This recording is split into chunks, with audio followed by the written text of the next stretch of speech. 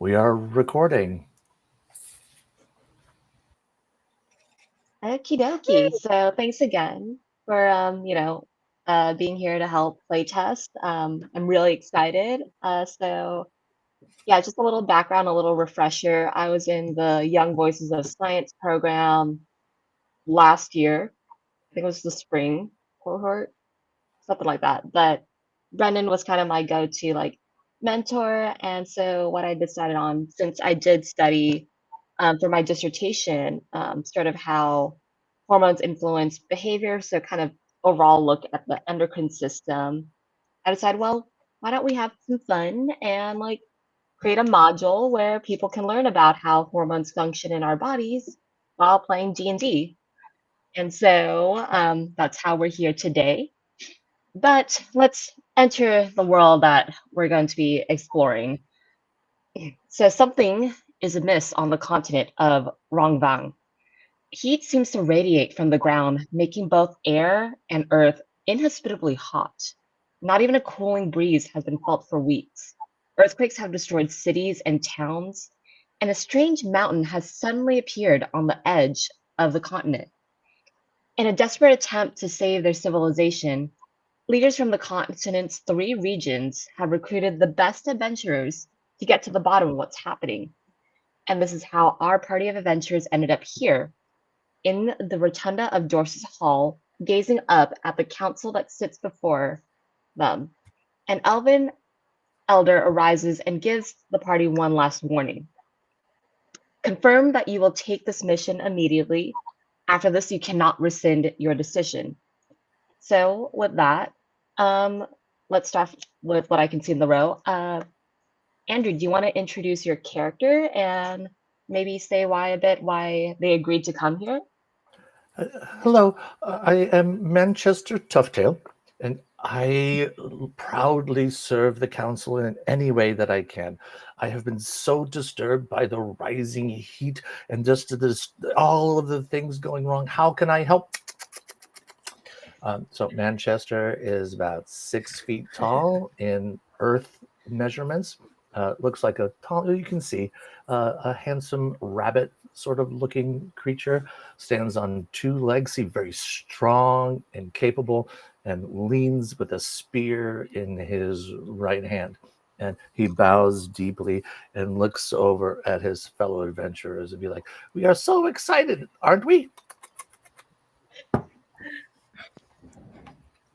Ah, yes. Let's say standing next to our wonderful Heron, our dear rabbit folk friend. Uh, Brendan, what's your character? I am Leonidas the Lanky. I'm a half elf fighter. Contrary to my name, I am only 5 feet tall, and I'm not lanky whatsoever. So this Manchester here stands well above me. I'm here to defend and save my people, and also on a personal side, I'm interested to find out what's going on with this new mountain at the end of Rongvang.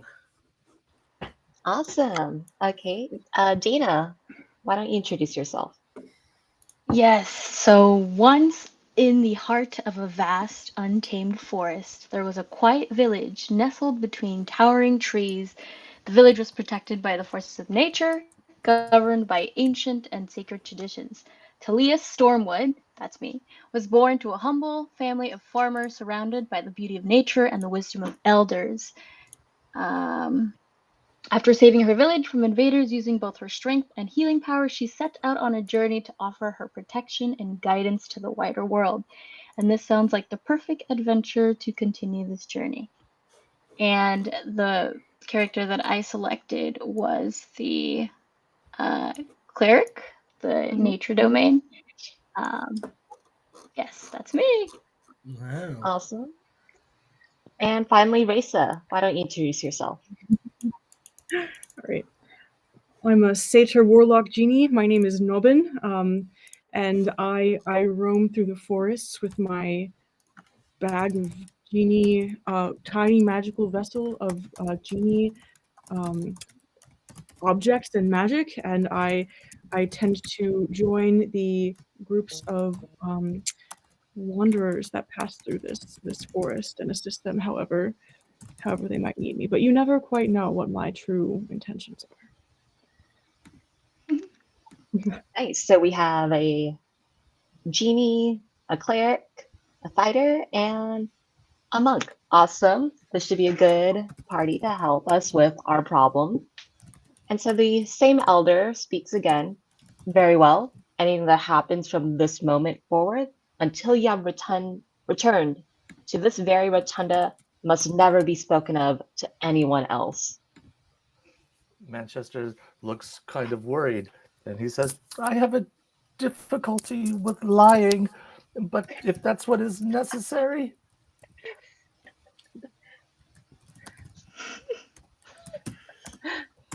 The elder nods, and you see another elder look at maybe a roll of duct tape.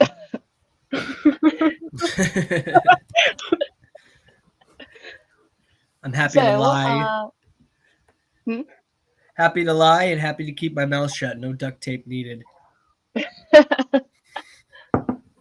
Okay, so the council leads you all into a nearby room, a a, a labyrinthine sort of repository that has a bunch of very neatly arranged shelves, cabinets, and cases.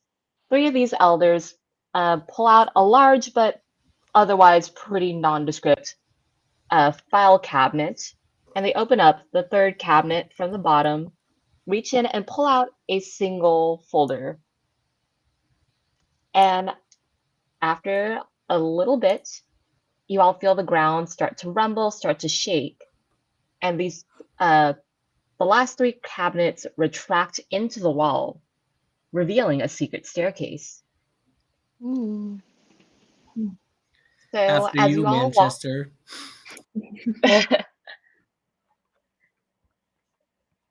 so you all, do you all go in?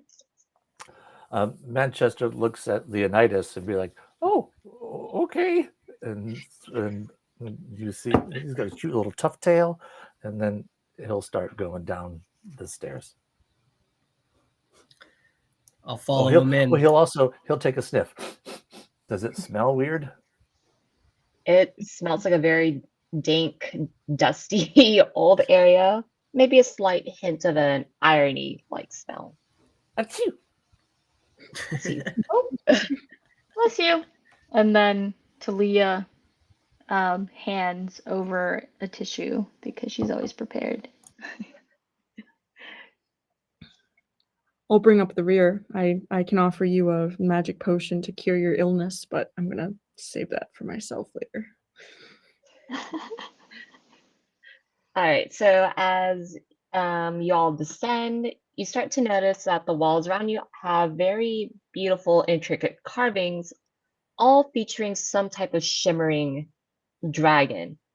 And at the bottom of the stairs, there's this kind of pod-like thing, a vehicle of some sort, with the exact number of seats for all of you to sit down, kind of angled downwards in on a pair of rails that extend into the depths below. Okay, so can you all make a perception check for me?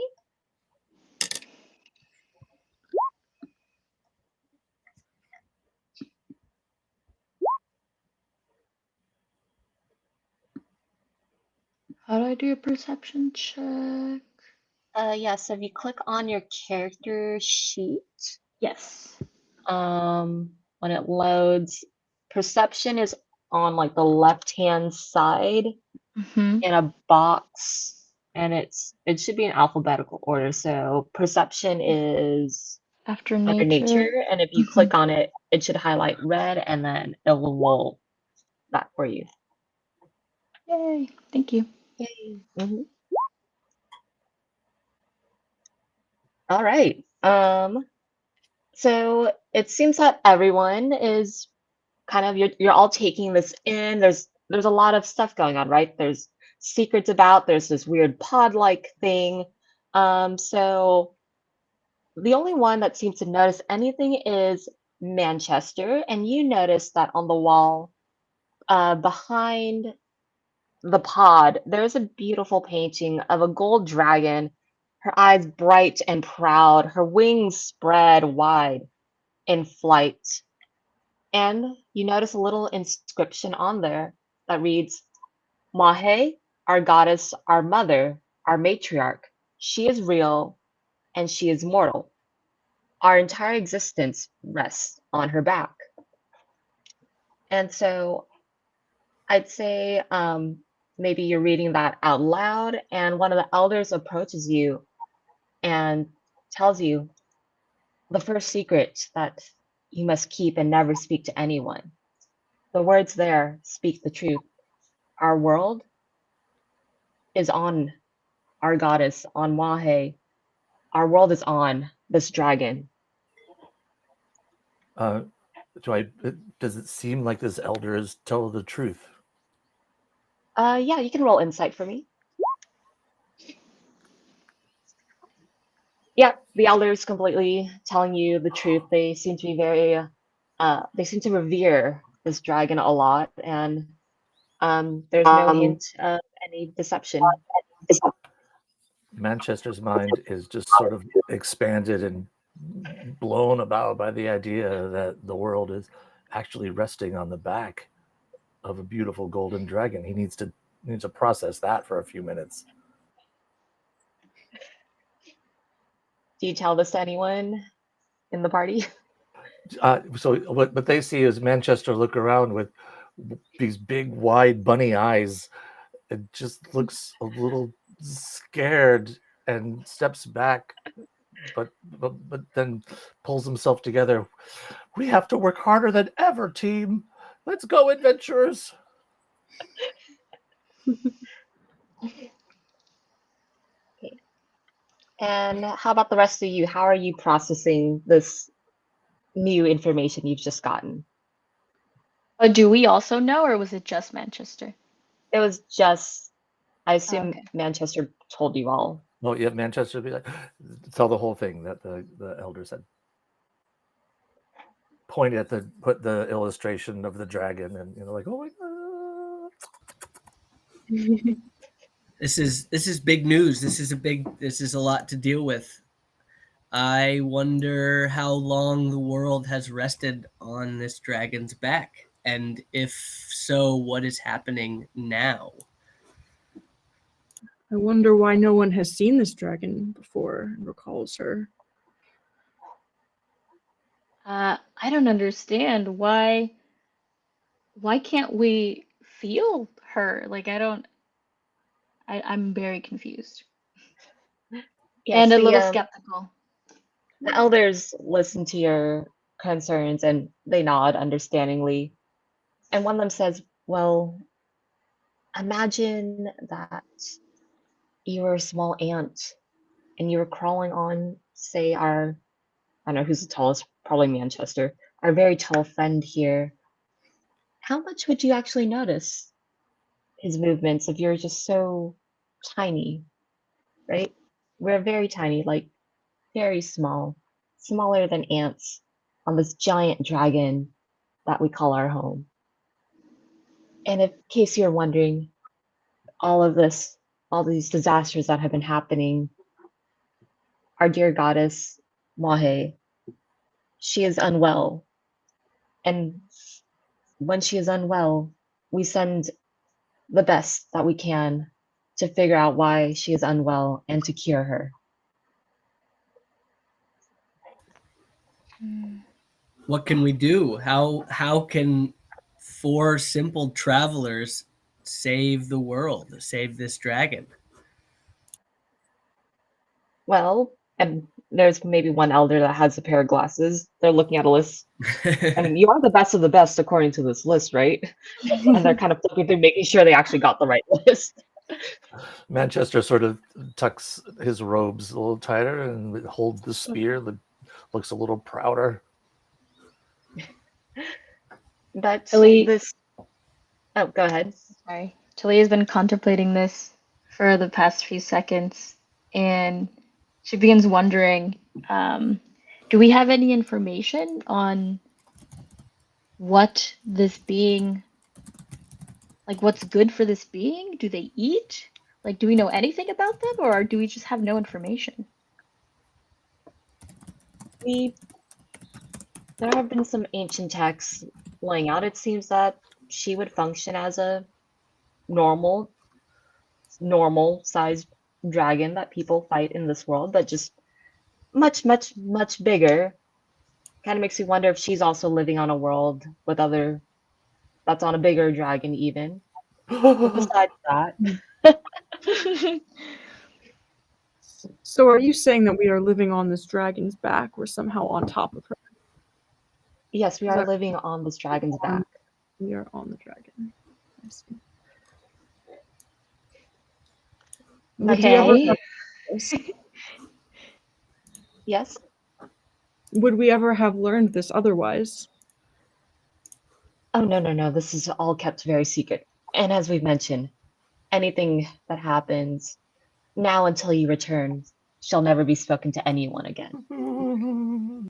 May I ask why it is kept a secret? Don't the people on this land deserve to know? Well, it would be very hard to convince people that we are, in fact, living on another being. And can you imagine the absolute ruckus that would cause? Hmm. What are we And doing standing around talking? What can we do to help? Tell us, elders. I'm ready to rock. all right.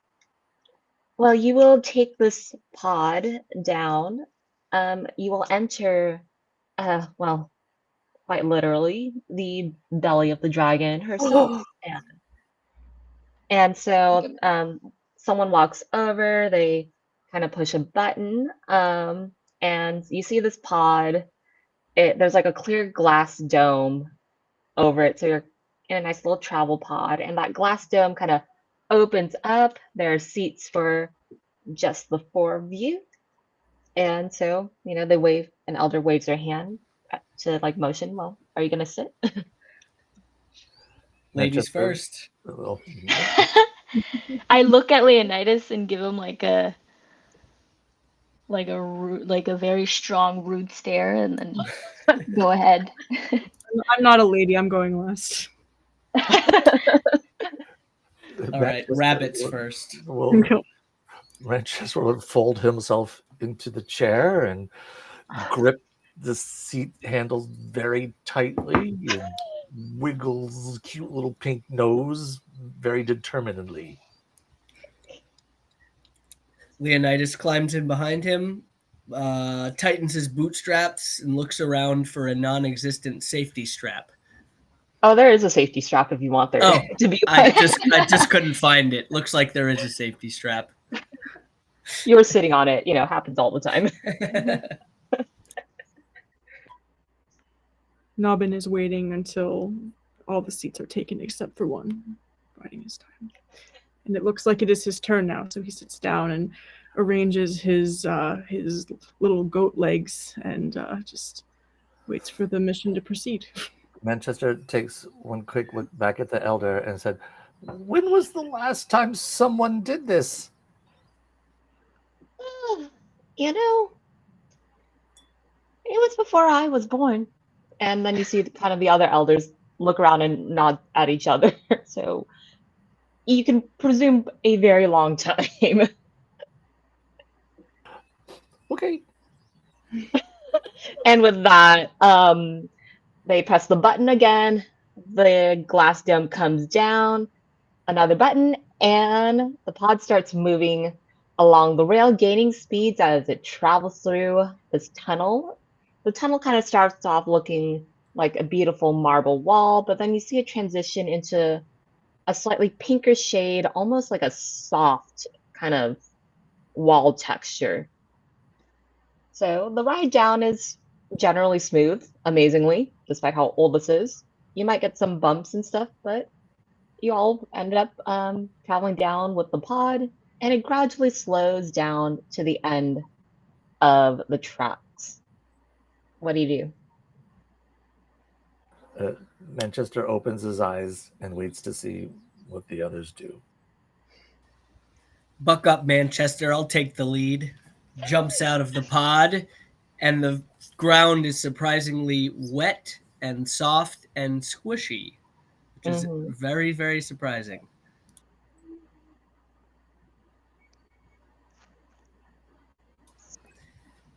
Nobbin is Talia, thinking about Ned. oh, sorry.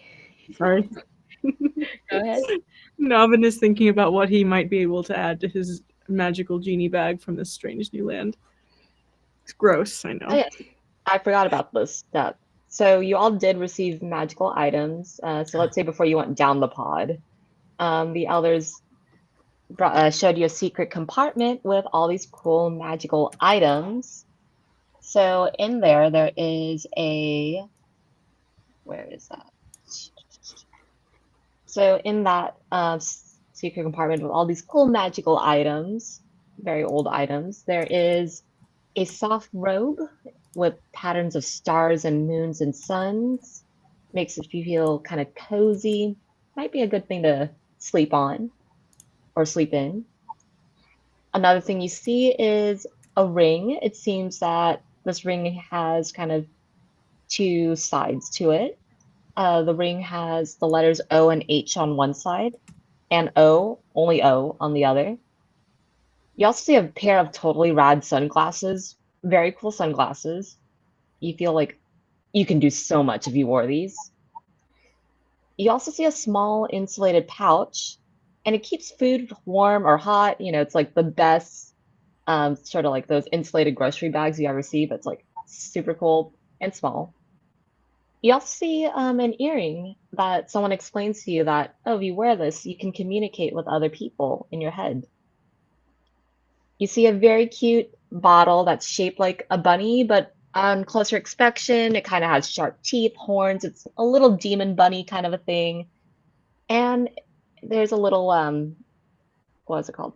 Fertilizer. So it's a little bottle of perfume. It smells quite nice. And the last thing you see on there is a necklace made of beautiful, colorful crystals. They're kind of like rainbow holographic, so they kind of change colors with the light. And so, which items did you all pick before descending into the dragon? Can we pick the same one as other people? Uh, there's only one of each item. I forgot what Grace, I forgot your character name. I forgot what Nobbin. you mentioned. Nobbin. Nobbin, what did you select? Because I had one in mind, but I don't want to. Oh. I did not I thought select you one, mentioned. but I will. Oh, I Oh, just I saw thought you mentioned one. I had a little like a genie pouch, so I think that contains different items. Oh, okay. But I will select the little demon bunny because it reminds me of Manchester, but in like an uncanny valley. All right, you get Uh, Alternate a little Manchester. demon bunny perfume. Add that Yep. to your inventory. I I think selected. Manchester, I think you mentioned a pair of totally rad sunglasses. Is that right? That's right. And he puts them on, and somehow they do fit, like even over his rabbit ears. Yeah, I don't know how. We're not going to figure out how logically that sits on your head, but It's like a strap around the back. It's yeah. they're totally rad. I'm eyeballing Yes, your unrealistically fitting, totally rad pair of sunglasses, but I think I went for the O and OH ring.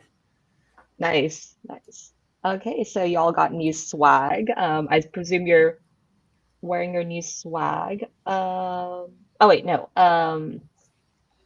Dana, what was your character's name again? Talia. Aaliyah. What item did Halia choose? Talia selected the insulated pouch. Okay, nice. So we have a lunch bag, perfect, or a snack bag. Um, a pair of totally rad sunglasses, a perfume bottle shaped like a demonic bunny, and a cool ring with two sides to it. So I presume you all are wearing these or have them on your body as you're traveling down, which I think is really funny that we have a very nervous Manchester with totally rad sunglasses on. Maybe it'll be a confidence boost too. Who knows? But so you all get out of your pod and you all get out, you're probably looking around, and then you hear a little startled a gasp. And you see standing maybe about 30 feet from you, someone has spotted you.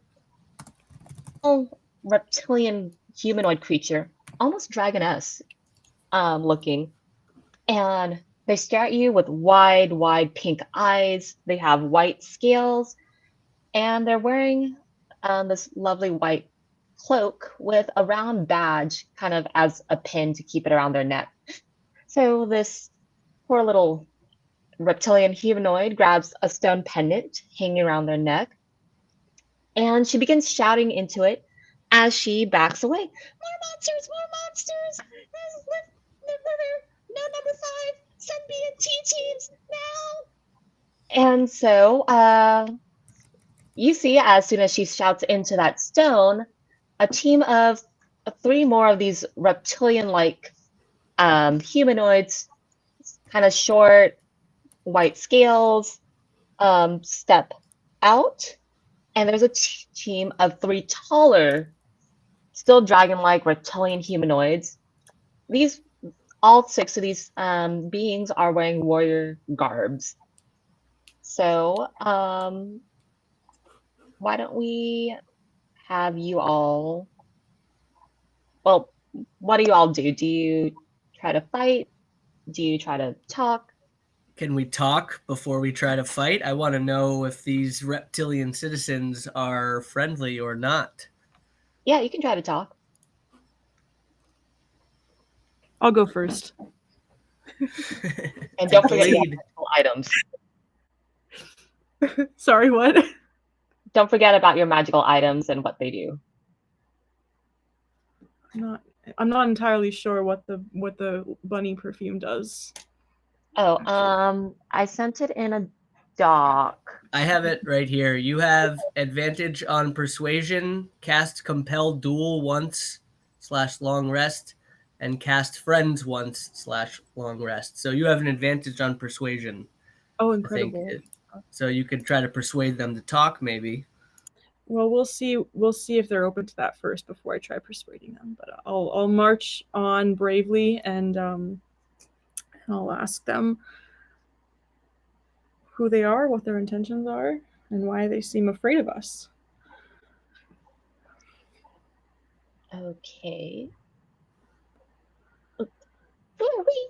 Well, you should. Well, we should be asking who are you? You don't belong down here. Get away. And since you're getting up close, why don't you roll me insight?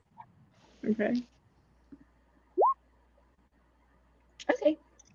So Nobbin, you notice that all these warriors plus their little messenger, tiny little kobold, or not kobold, they don't exist in this world. Spoilers. But this tiny little being with the sort of speaking stone, they look very weary, as if they've been fighting something for a long time. They're all on edge. You don't think they're necessarily um, aggressive, but they are defending, or they looks like they have been defending, or might want to defend wherever they live, and they're a little on edge, and so maybe a bit of a hair trigger, but they don't seem to be necessarily a warring type of people. Well, we mean no harm, so maybe we could even help them in their mission if we find we are on the same side.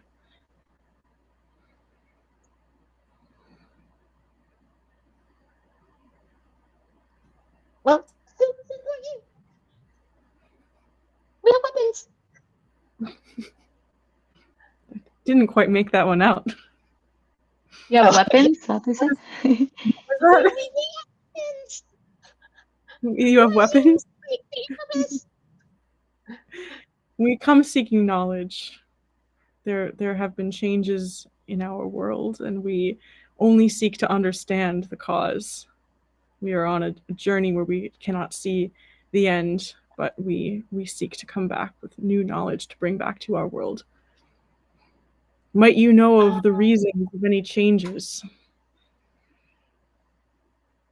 Okay, why don't you roll me persuasion? And since you have our demonic bunny perfume, you can roll with advantage. So we'll take the higher number. Oh, nice, nice. Good thing we did. So we see this little itty bitty little reptilian being kind of look up at you, and she's nervous. She kind of looks back at the sort of 6 warriors that she's with, and she kind of freezes, a little skeptical. Clearly, it's been a very long day for her. She kind of eyes you all curiously. Um, and then she's particularly looking back at what seems to be the leader of all these warriors. And so you see approaching you all is a very large white, draconic-like being. Very, very proud. Seems to be like decorated in uh, badges and awards. So this is a very seasoned veteran. And she kind of comes up and like eyes all of you and immediately turns. You see kind of a realization in her eyes and immediately turns to the little one that had a speaking stone and says, Tina, these are clearly scale siders. Tina gets nervous, the little one. It's like, oh, I'm sorry, Belinda. I mean, the beacons are going haywire. There's so many monsters going around. I don't know who's friendly and who's not. I don't know. So you see this poor little reptilian woman and this taller one who's kind of looking at them. It's like, ugh, I've heard legends about you all. The ones that live on the scale side of things. So it's been thousands of years since anyone's down here. The scale side of things, says Talia. Hmm. Because there's people living. Foreshadowing. That's us on the back of Mahay.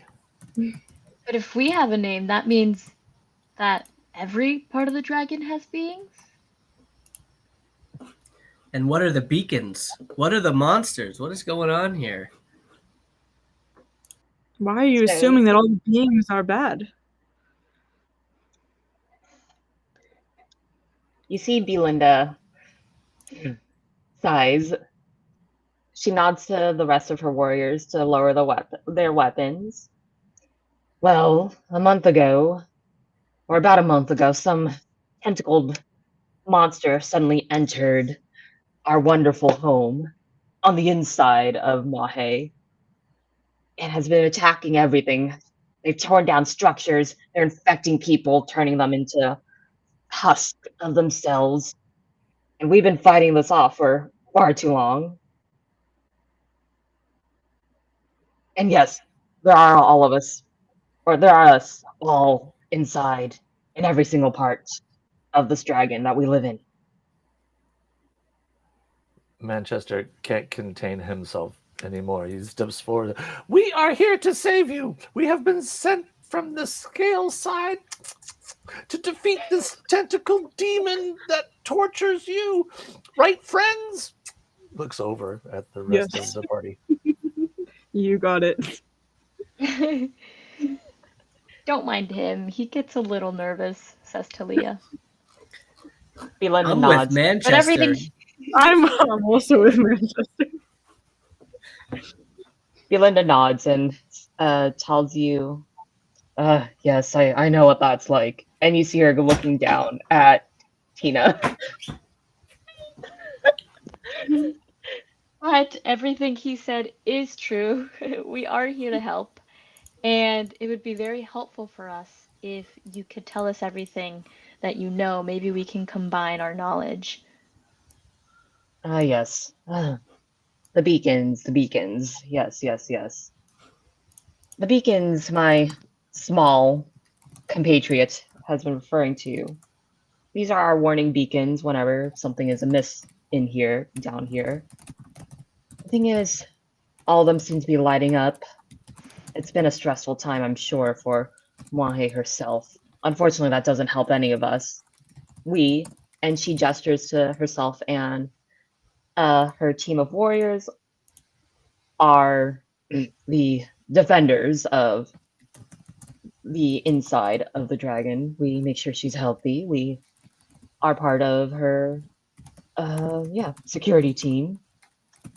There are others of us. Some of them, a lot of them, honestly, have red scales instead of white. They do kind of your mundane tasks, delivering packages of food and whatnot to the other areas, making sure the body functions. And this little one, you see Tina kind of cowers. I get that it's your first week here, and there have been a lot of deaths. But she's the one that's supposed to be telling us where to go and where the monsters are. But she's been getting very mixed up. And you see Tina, she kind of pulls out a book that she's trying to hide under. It's, um, let's see, I would say, shoot, who's the human cleric here? Who's the what? Who's the human cleric? Oh, me. Talia. That's you, Dana. Oh yeah. Talia, you'd probably notice like, oh, that kind of looks like, like a Grey's Anatomy, like an anatomy textbook that you see this poor little tiny dragon-like woman hiding behind. It's like, well, the manual's very big. There's a lot. The manual. Do you feel like we could take a look at that? Sure. And so, are you looking for anything in particular with this manual? Or are you just Maybe, kind of and flipping through? yeah, just flipping through, hoping to catch any information on uh, what is happening to the world, anything negative. I don't want to use the word like Talia, symptoms, but look for the keyword infection. I think that's what they mentioned. okay, we flip through and I look for Yeah, the you word find infection. maybe you go to the index or the table of contents. And so you see sort of a protocol for infection, or rather, infection parentheses invasion event. And so in an invasion event, um, light the beacons where the invasion is occurring the most, using the power of cytokines. Dispatch B and T teams to the proper location. Make sure make sure there's a lot of supplies, a lot of energy for our warriors.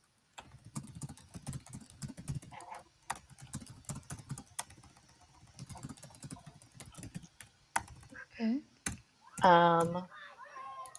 Disturbances may occur, such as it might get very hot down here. You might see, say, our pathways, or rather our canals might be a little lacking of water, or maybe excess of water in some places. You might find our streets covered in mucus. But above all, do make sure that Mahe gets rest and fights against the infection. Manchester does not understand many of those words. But mucus, he does. And he goes, oh. The only word he And he goes, understands is mucus. That's the only one. He'll lean down to the person that met us. And I often feel just like you are feeling, and I trust the taller ones too. We will help you. The little one, Tina, nods, except she's looking like up at your 6 foot figure, and then kind of everyone a little confused. And like, is there a taller one here than you? Oh, taller in spirit and responsibility, not in the body. This is for kindred spirits. Yes, for kindred spirits.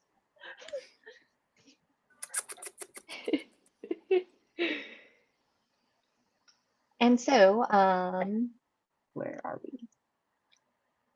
I'm flipping Yeah, through the so book. our I get sorry, all what was this that? information. Oh, sorry. I was flipping through the book, right, and getting all this Yeah, information. yes. Ugh. Okay. I begin And sharing so, this with the team.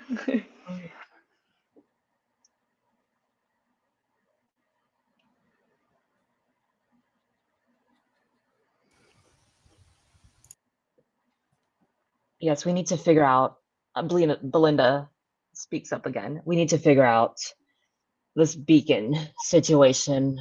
Unfortunately, and she flips the book. She clearly knows this book. She flips it right to the page where she needs to go and points to a chapter labeled The Gray Lands. Unfortunately, everything is controlled there, and if you think our security here is tough, well, try getting into there. I've never been in there. They're very particular about the people that they let in. The We are gray. Could very they be particular persuaded, people. perhaps? Just their kind of people, but we might be able to persuade them. Well, And if it's not, I'll less kick on a down the door. persuasion aspect, and well, you'll see. There's some, I don't know. I fight. I don't deal with the magic inclinations of our world, but there's some arcane stuff down there restricting people. And then you hear Tina pipe up. Oh, I actually have access there. You know, me and the rest of the helpful team can get in there. Would you consent to be our guide? Belinda, do you still need me? And you see, well, Belinda, for funsies, why don't you all roll insight checks?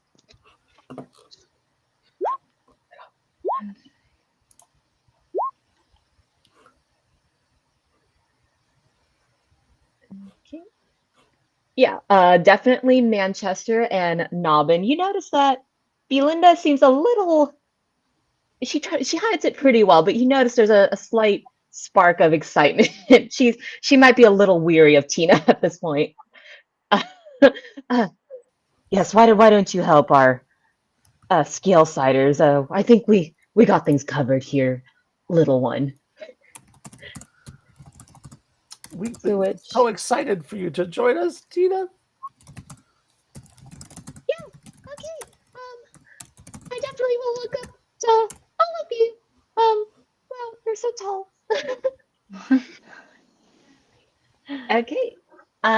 So is there anything you wish to ask Belinda and her warriors before they head off, continuing their patrols and looking Ma- out for these monsters? Manchester will say, "You mentioned the last time this happened with thousands of years ago. Is there any lessons from the past that we might be able to use to be successful this time around?" Belinda thinks for a while.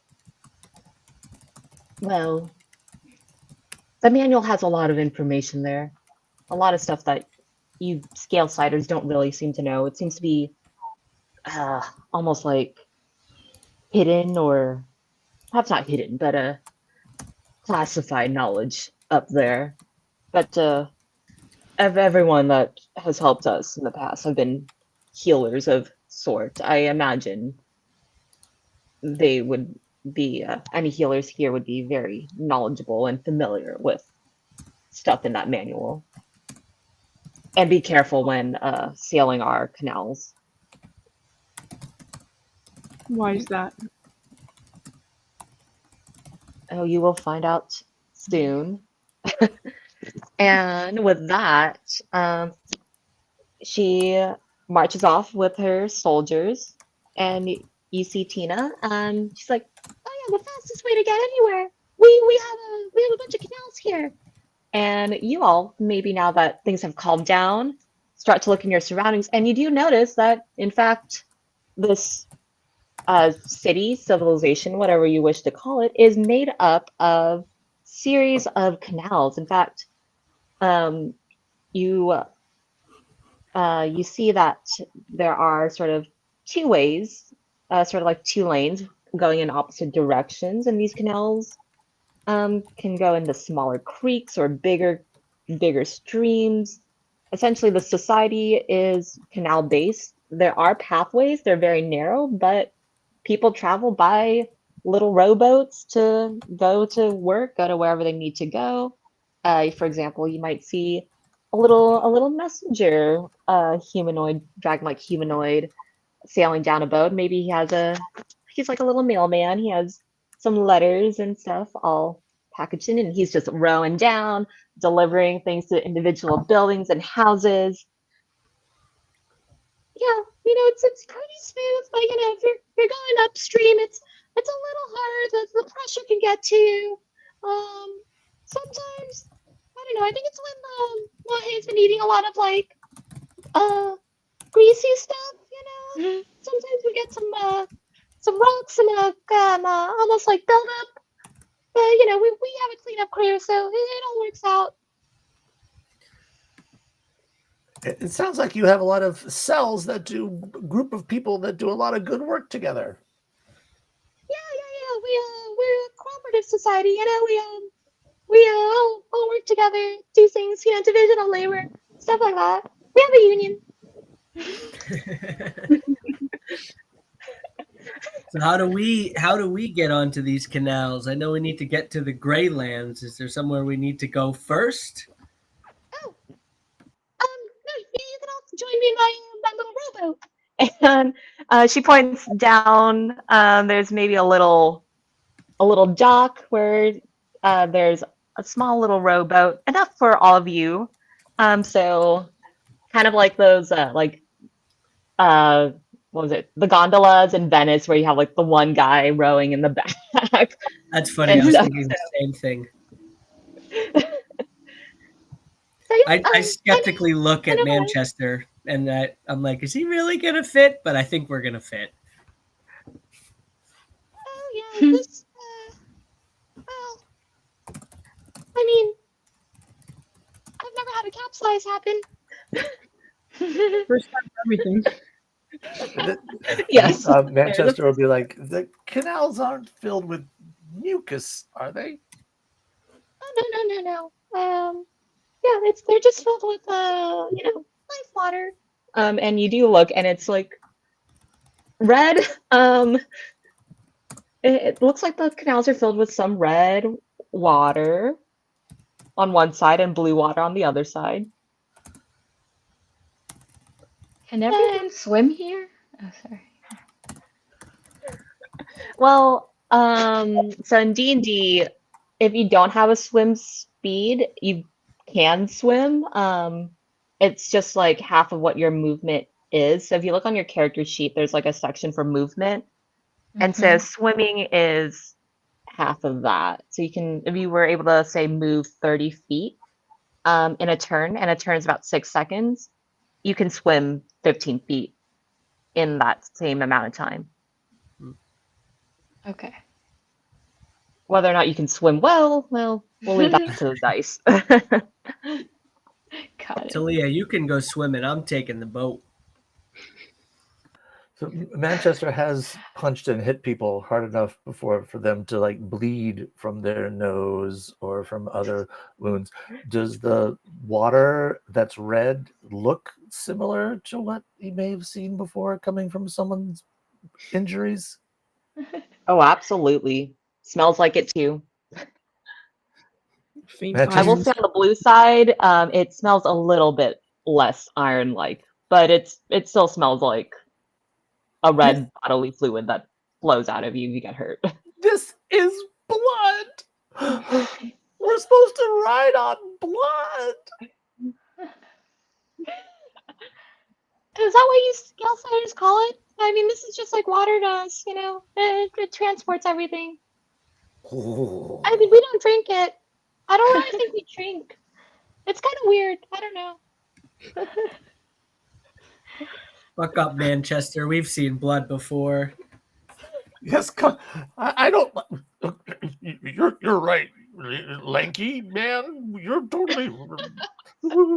Oh, all right, all right. Could Talia like take out some herbs and help Manchester's nausea? Yeah, sure. I'll let you do that. Yeah. Why don't you roll medicine for me? Medicine. Did it come up? Um, I have way too many tabs open, so I'm trying to find the right tab. Oh yeah. Yep, it did.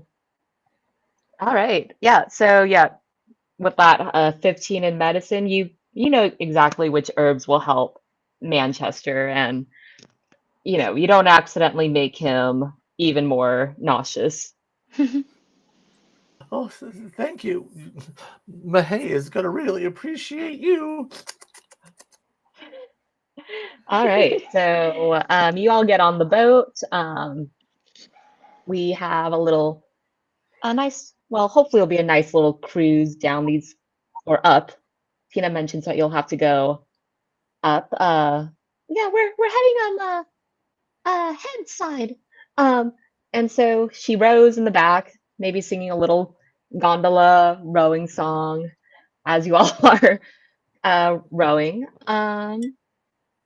And you see kind of she's looks down every so often into the manual. There's a big map that she's following the directions for. Does anyone want to roll me a medicine check? I will do it. Medicine check. Okay. Yeah, Nabin, you're kind of following along to like the turns she's making.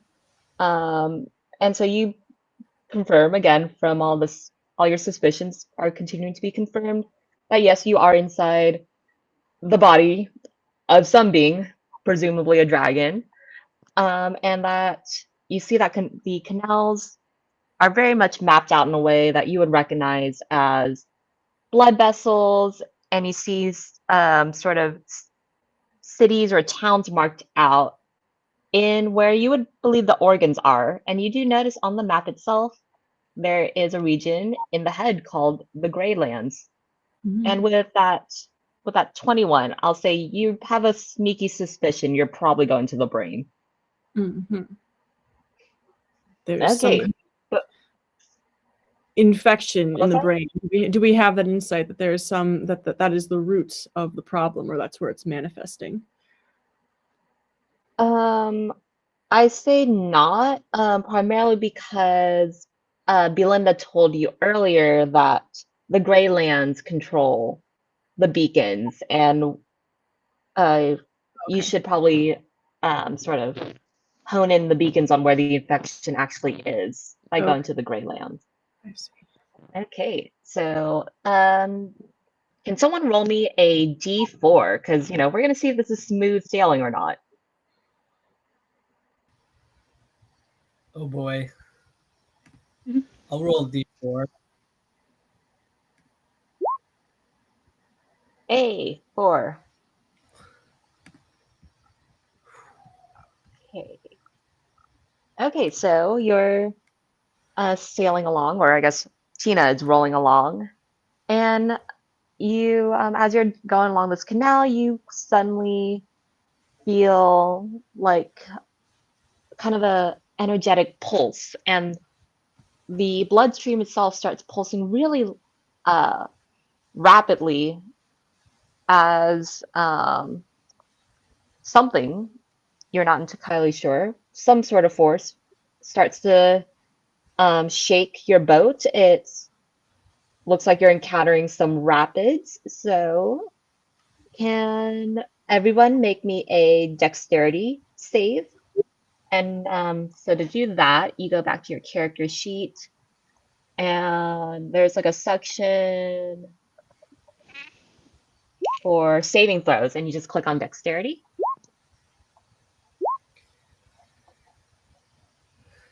Okay, I guess I should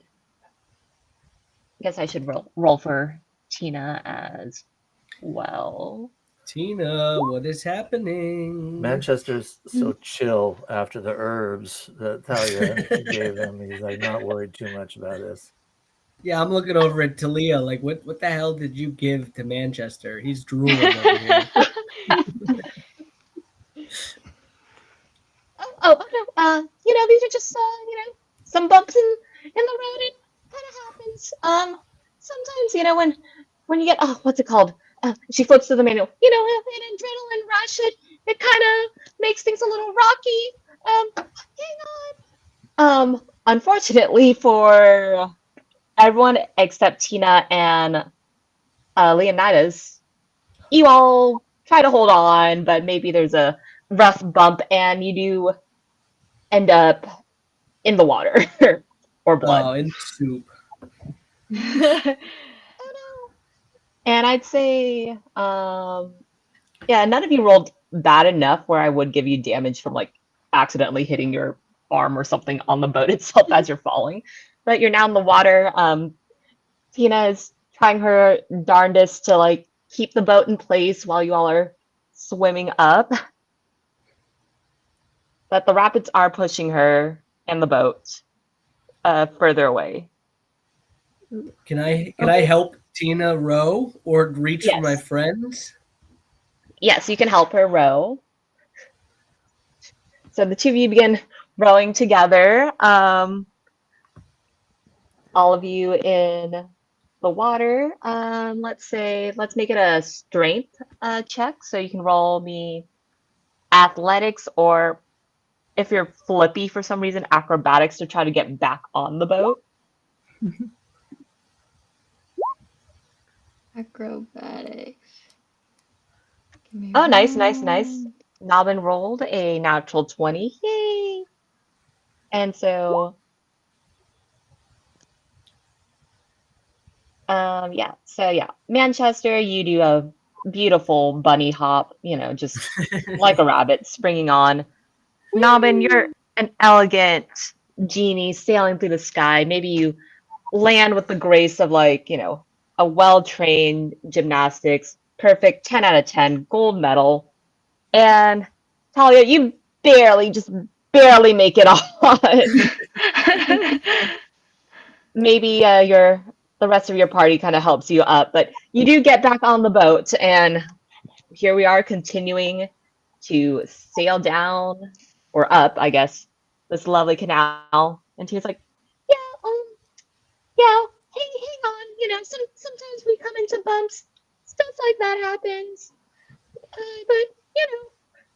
should be safe for now. Sometimes the monsters come here. It's not really nice. Somebody Uh, get Talia a life jacket before she falls in again. as as we ride and the herbs work their way through Manchester, suddenly he's like the drying blood all over his fur. Oh, Oh. Is it the red side or the blue side that we are traveling on? We're in the red. We're on the red side. So, yeah, we're kind of taking the long way around, unfortunately. These streets are one way, or these More canals are speed. one way. So you keep on rowing and rowing and rowing. Why don't we have another D4? Let's see what else you encounter. All right, somebody else this time. My last D4 put you guys in the blood. I can roll. Do I just click D4? Yeah. Oh, a 2. Let's see. It seems that, speak of the devil, as Tina mentions, oh no, sometimes we get zombies, they kind of go everywhere after a while. You see a group of these small little pathogen type things trying to, well, they're coming at you. Right now they're about 30 feet away. So you see just a group of sort of like, how are we gonna call these guys? Yeah, kind of like really gross looking monstrous bugs. doesn't seem like to be kind of like a swarm almost of these guys. And she was like, "Oh, yeah, here's the thing. I really don't fight. I'm here for kind of support. You guys got this, right?" And so with that, please roll initiative for me.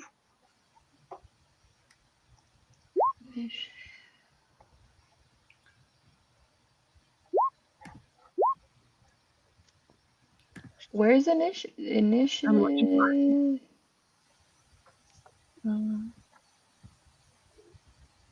Oops. Where is It's it? on the sheet, kind of in the top center, Oh, I see. next to armor class. Mhm. Okay. Did we? Yeah, we got everyone. Okay, so let me just put you all in. Sure. Well, okay. There's a few amounts of us. So okay, so we have a tie at the beginning of the turn between Manchester and Nobbin. What's what are each of your dexterity scores or bonuses? I have a 2. My bonus is 3. Okay, so we'll have Manchester, Nobbin, um, then Thalia, and um, Leonidas. What's your dexterity? 2. Okay, +2. So then you'll go, and then finally this swarm of pathogens will go. Oh boy. Okay. Okay, so Manchester, you're up first. And we're still in the boat. Yeah, you're still in the boat. You see the swarm coming in. They're about 30 feet away right now. And are they on the over the? They're over the blood, the water, or is Yeah, there? it's like they're Oh, a okay. swarm of like insects almost flying above the water. Oh, I see. Okay, okay. And we're moving towards them, and they're coming towards us. Okay, yeah, sure. I'll throw a spear, my spear at it, and just see if I can throw it at them. Okay. Okay, that's a 22. Yep, you hit. For what's that? 4 Yeah, piercing damage. Cool. and then try. So with the rabbit hop, it says you could jump if your movement is greater than 0. Does being in the boat count as a 0 speed, or can I start moving in the boat and then do rabbit hop to try to get my spear back? Yeah, you can. I'll allow that. I think it's just if you still have movement left. Okay. So as long as you have any sort of movement, which this boat is not that big. I don't know. Let's say it's like 5 feet wide by I don't know, like 10.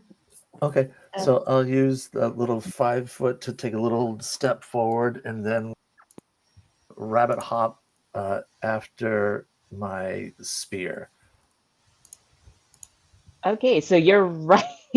You're right in the midst of this 30 feet away now. You're right in the midst of this swarm. And you're probably in the water in Okay, blood. so that's you got these guys overcome my own distaste. Yeah, take initiative, Manchester. It's what Medhay Anything would else on do. your turn? No, that's it. So I moved. I took my action. I took a bonus action. I attacked. Yeah, that's great. Okay. All right. Uh, I'm so gonna next go. we have Nobbin. I'm gonna go in with the hellish rebuke if I can do that. Oh, I think Hellish Rebuke is you have to get hit first and then you can Hellish Rebuke. Let me look at the wording on that though. where am I looking at the types of damages I can do? Oh, so what you can do, if you go up to the right side, like panel that sticks out, the compendium, it's like the fourth icon with like a stack of 3 books. And if you search for a spell like Hellish Rebuke, uh, you can click on it and like a window will pop out telling you the details of the spell. Okay. Found it.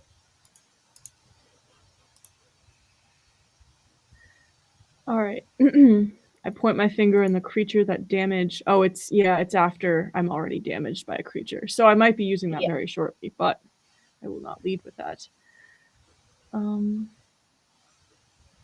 I think also on the spell sheet, if you click on some like the spell itself, yeah, it tells you what it is too. Okay.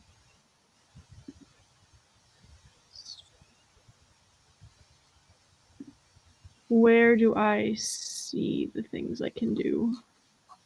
So if you go to your sheet, in the top-ish right under like the box with class, subclass, etc., you can go and click on spells. Okay.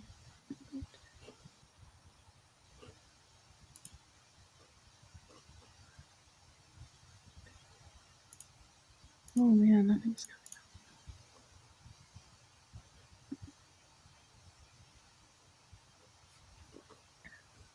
I'm not seeing anything come up here. I'm sorry. Huh. Like you're not seeing your sheet at all? They were all zero. It's all zeros. Like there aren't. If you scroll down to the left on that sheet, is I it still 0? can't. I see there's cantrips, Eldritch Blast, Light Mending. Oh yeah.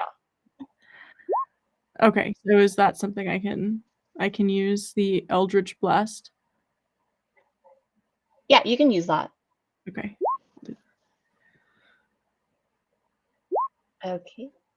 Eldritch Blast, so 14. Yep, that also hits, and you do. Where's your damage on that?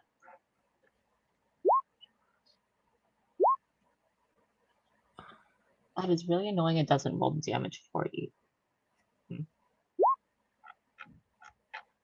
Oh, there we go. I rolled the damage for you, but if you go up to where your like thing in the chat with your roll for hitting with an Eldritch Blast, if you click on like that little square, it will show you how much damage you did. Oh no. It's all good, all good, all good. Where were you looking for that? Okay, why don't you go click on in your sheet, you can click Eldritch Blast again. Okay. Okay, and then you see there's like a little link that you can click on the word Eldritch Blast. Oh, the eye, like the information. No, like in the chat itself. Oh.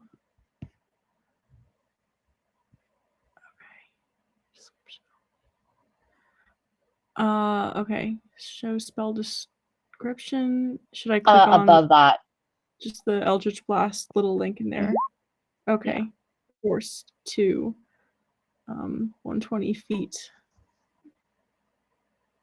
Yeah, so you did 2 force damage on this creature.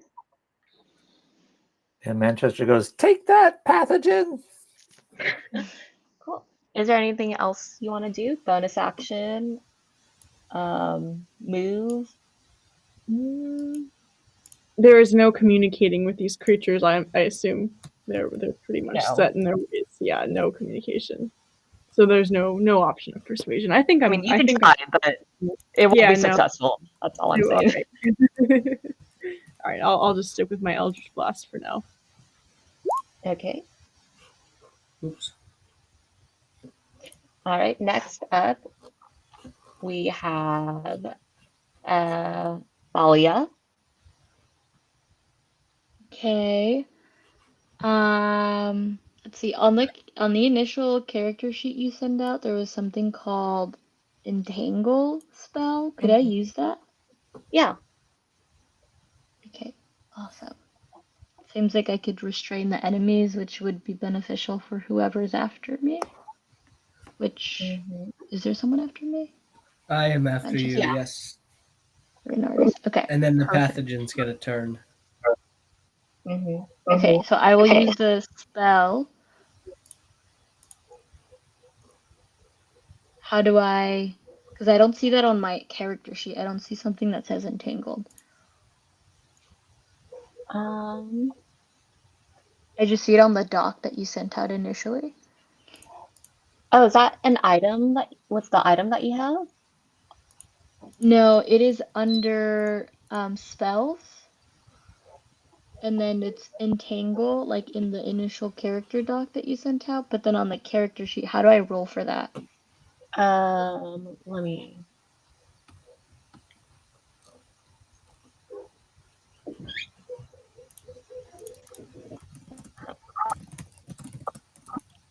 That is weird. I'll just add. Wait, what level is entangle? I'll add that to your That's sheet. first level. Okay. I'll add that to your sheet. Yay!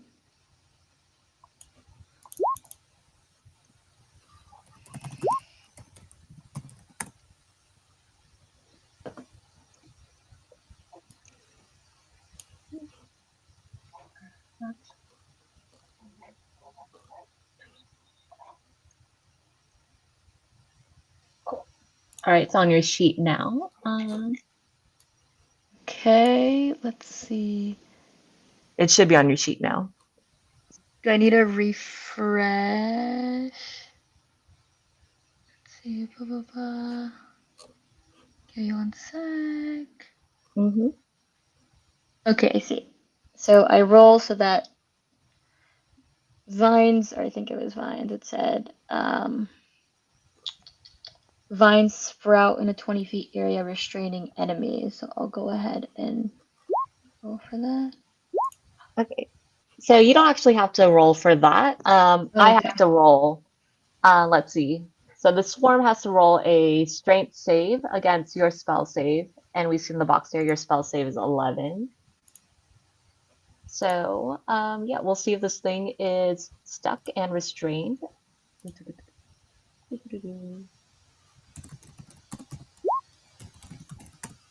And what's my bonus on strength? So I rolled a 10, but it does have +2 to strength. Oh, So I Ah! just beat her. So you see this swarm of pathogens, they kind of get entangled first, but there's a lot of them. They're moving around, jittering very erratically, and they do break free of these vines that you have just sprouted. Okay. Do I have another action or is that it? Um, you can do a bonus action if there's anything on your sheet that says a bonus action. You can move. There are some spells that action spells. They're normally healing. Spells that are bonus action spells. Let's see. Let me open up your sheet as well. How do I know which ones are bonus?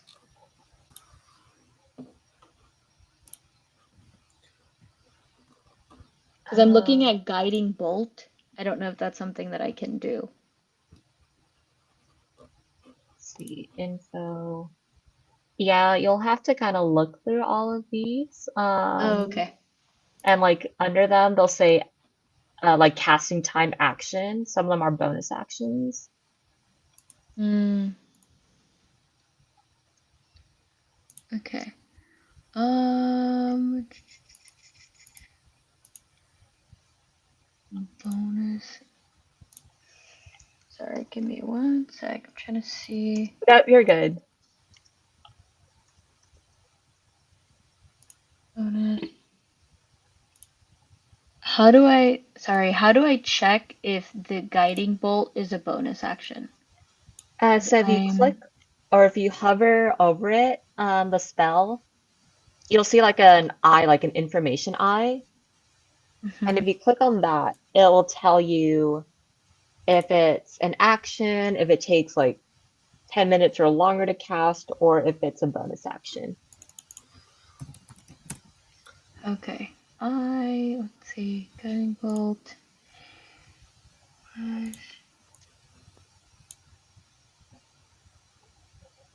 Okay, I don't think it just says one action. Okay, I guess maybe I'll just heal. There we go. Guiding bolt, crossbow. You said I can move, right?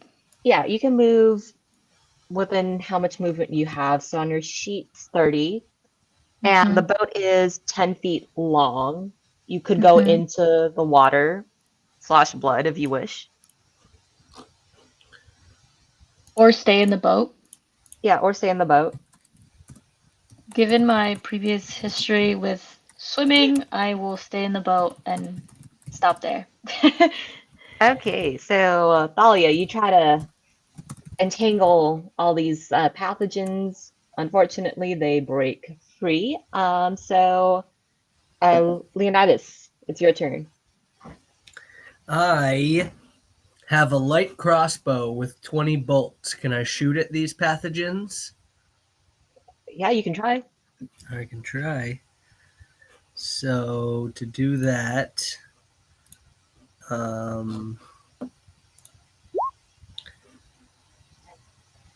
light crossbow. I just click on it, right? Did I do it? Yeah. Yeah, you did. And unfortunately, you shoot your light crossbow and it just sails through. You're trying to aim at these pathogens. They're swarms, so they act as one. But you kind of just shoot between two of them. It's honestly impressive if, this wasn't, a combat situation. All right. Oh. And do I get? So I get. That's what. Yeah. What can I do now? That's your really... action. Okay.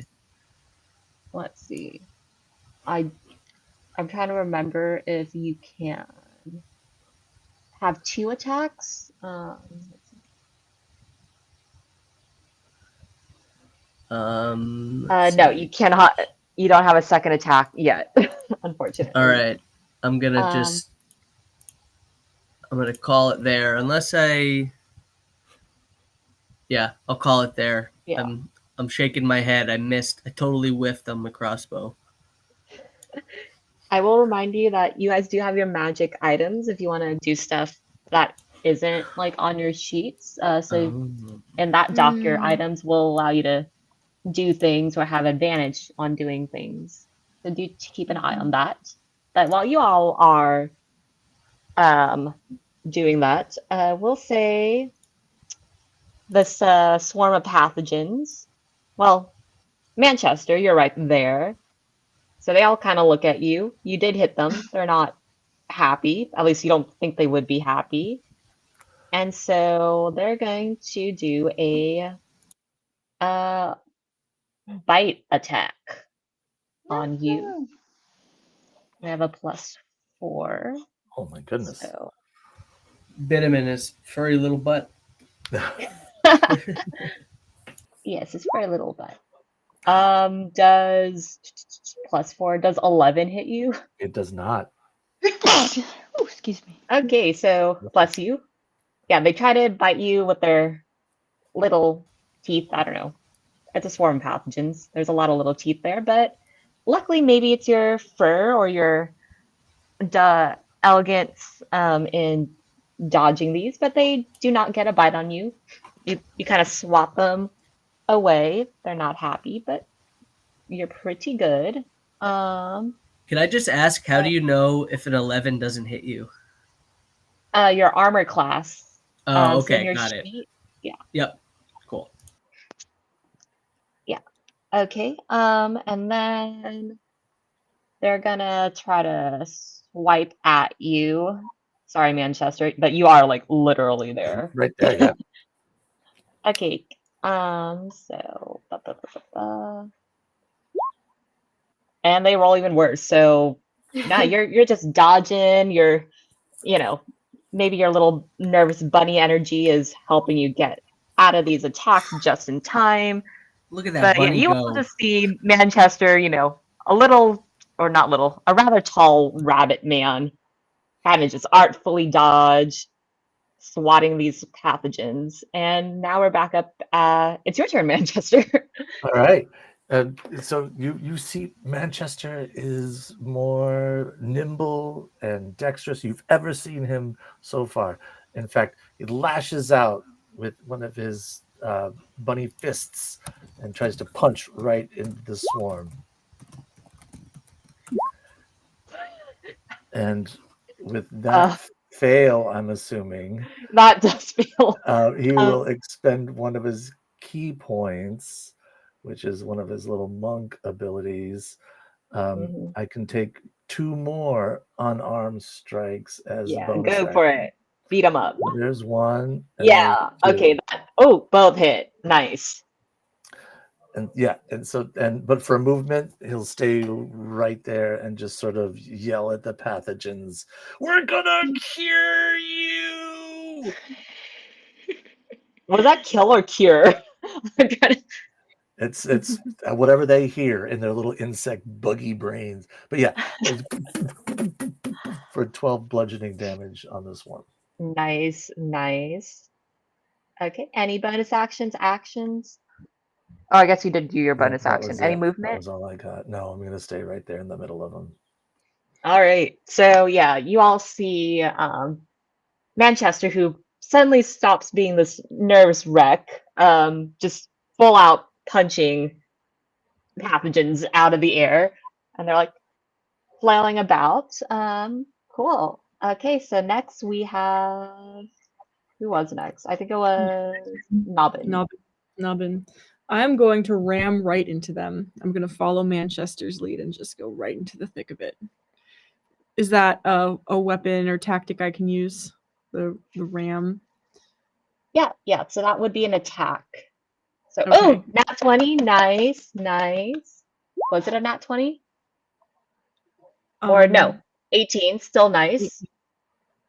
I keep Yeah. forgetting that it already adds things for you, but Oh, still 18 does hit. So if you click on ram, yep, there we yeah. go, for bludgeoning damage. So you with your little satyr horns or big satyr horns, you big old Small. goat. They're small. Yeah, so you kind of step back a little, wind yourself up, and you go ahead and go charge right into them, and they take some damage. Great. So now we have half goat and a big rabbit in the mix. A lot of fur. Yeah, there's a lot of fur flying around. Flying fur. Okay. Do you want to have any bonus actions or movement? Well, I guess you kind of did move, but you had Yeah. movement to begin with. What would a bonus action be? Um, I'm roll. gonna ask Manchester if he needs any help. Does that count as a bonus action? I'll give you that as a free action. Just Okay. that doesn't cost you anything. You're just chatting to each other.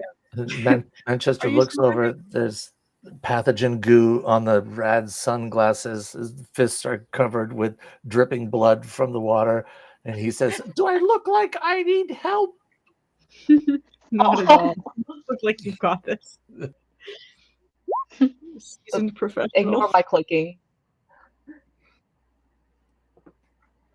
Okay, so now, Thalia, that's next. That's your turn. Yes, I'm gonna cast a guiding bolt. Mm-hmm. Did that come up? Yes, it just did. Cool. Yeah, that definitely hits. And you can click on Guiding Bolt in the chat, and that will give you how much damage you cause. When I click on it, it says cast at what level? Do I choose any level or is it the level that I'm at? So if you look on your spell sheet, you only have, do you have any second level spells? You cast this spell using spells. I don't think so. Okay, yeah, you only have first level spells, so you can only cast it at the first level. Got it. Okay. Submit. Ooh, 13.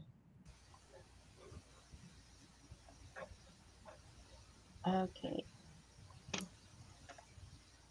Okay, so the swarm is looking real bad. In fact, I'd say most of the pathogens in the swarm, it's not really a swarm at this point. You might say it's a, I don't know, say a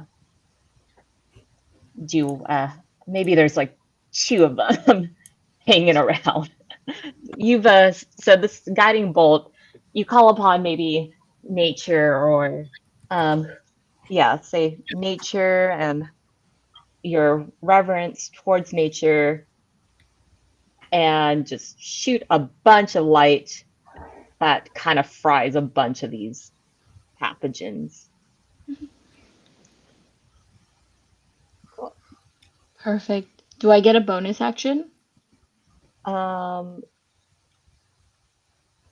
let's see. Only if you have a spell that's a bonus action or any of the abilities on the front of your sheet listed as a bonus action. On the Uh, sheet? the I front think side. yes, I think here, let me double check. For the front side. Because I know on the doc that you sent, the Entangled was a bonus spell, Okay. but I don't know how to check on this sheet. I think entangled is an action. Okay. Okay, then I'm good. Okay, cool. And you're just gonna stick there, I assume, right? Yes. No movement. No movement. Okay. Yeah, so you hear Tina, okay, we almost got them. Come on, one more hit. And so that brings us to Leonidas. All right, way to go, Talia. If I want to use my longsword, do I have to move towards them first because they're still pretty far away, or if they come Yeah, closer? so oh yeah, I guess I would say no, they stayed where they are. So they're still 30 feet away. But yes, a longsword is 10 feet. I think you have to be in 5 feet of range. I think it's something like that. Let me check. Okay. Longsword, 5e.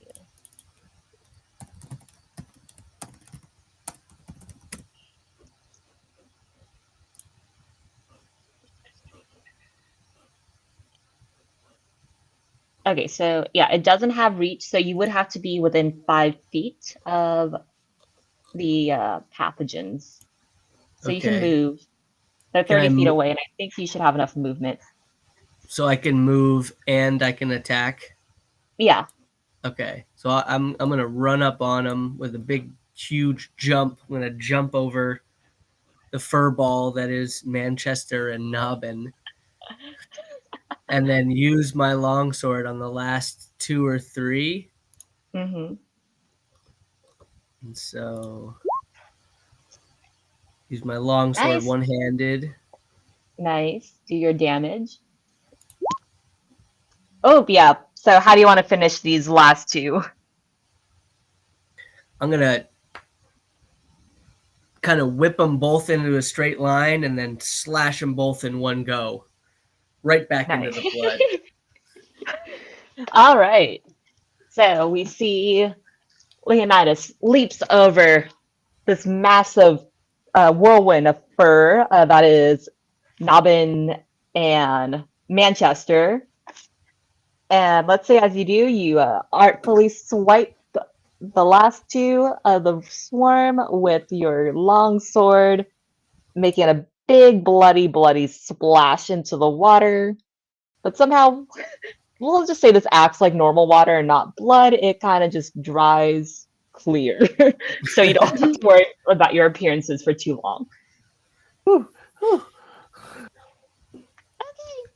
So Tina comes run up. All right, everyone back in. You don't have to roll this time. I'm not gonna make you roll to see if you get back on the boat or not. I wanted to see Talia flop back into the boat. Just kidding. Hey, I just saved everyone. That's true. That's true. Sorry. Okay, hopefully nothing left. And in fact, she is right. There's it's smooth sailing all the way up to the Gray Lands now. So, and so you all, she docks the boat, and you notice that the Gray Lands seem to have some sort of special force field or some type of barrier um, around it, and you see it's kind of, well, it's very much a gray building, a large gray building, um, and so, well, more like a hub of buildings. Think of it as like, I don't know, the like Google campus or something, but very very gray. And so above you, you see around this area that you see it's lit by these beautiful, almost star-shaped lantern, kind of coursing with energy um, through wires that connect these buildings um, from the Greylands leading out to the rest of the world. And yeah, you all start walking towards the security checkpoint, and Tina turns to you. Yeah, security's really tight. Very few people actually can get into the Greylands. You kind of have two options. Some people can like just walk in past the barrier. It's kind of weird. If you're like me, you kind of have to, well, you got to pass some sort of test, and you take a special ferry in. It's a little scary because the guards aren't really friendly. Like they're very very very strict. They'll kick you out.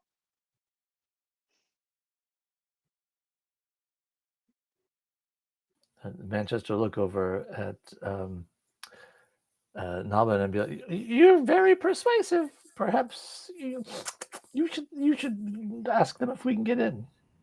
Well, let's get into conversation with them first. I'll take one on, then I'll bring out my demonic bunny perfume, spray it on him. Okay. So you all approach, and yeah, it's like imagine TSA, but like even worse somehow. Like it's a long line of just you see a lot of people getting automatically rejected, like just completely bouncing off the barrier. It's like no, you're not going in here. People getting thrown out. Just it's a very high security place. They're shouting And laptops and cell phones out of the oh bag, no. shoes off. Yeah, the whole shebang. But you do Manchester see that. will look a little at the gray buildings. Are they interestingly textured on the outside? Is it anything that you may have seen before? Yeah, they're interestingly textured. They have maybe like some ribbing in them, so it's like I mean, one could say it almost looks like the buildings are wrinkly, but they're not soft and squishy. They're still good, well-structured buildings, but it's almost like they have little carvings running throughout.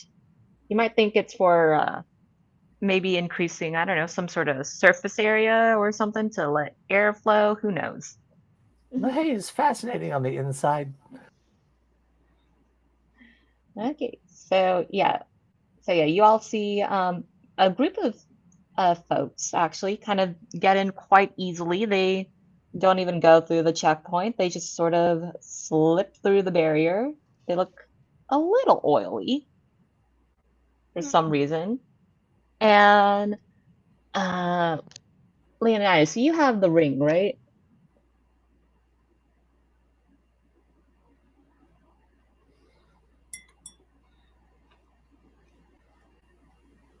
You're muted if you. I think you did have the ring. Or I think one of you has the ring. Oh, I have the ring. Sorry. Okay, yeah, no, you're good. Yeah, Leonidas, you suddenly feel kind of a tug from your ring, almost as if it's it's a little slick. It feels kind of oily almost, and It feels. Why don't you roll me an Arcana check? Okay. Okay. Yeah, it's an oily ring. You feel like it's a magical ring, but you don't really get much from it. Oof. Yeah, that's a tough roll. Yeah. Talia, is there anything in the book about this? I flip through the pages. Do I have to roll for this? Like Tina's there, find. so like she'll help you. It's like, oh yeah, here's a section, and it's called like passing into the Grey Lands, if possible. And so you see a very interesting. Actually, I'll draw it on the Roll20 map because I couldn't figure out what to do for a landing page. But you see very strange instructions. In fact, it's almost abstract, if you will. Fire, cool. Oh no, where's the line tool?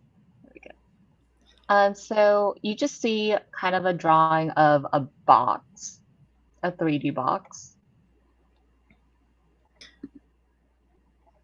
And and you see some words are like, ah yes, things that may enter the Grey Lands.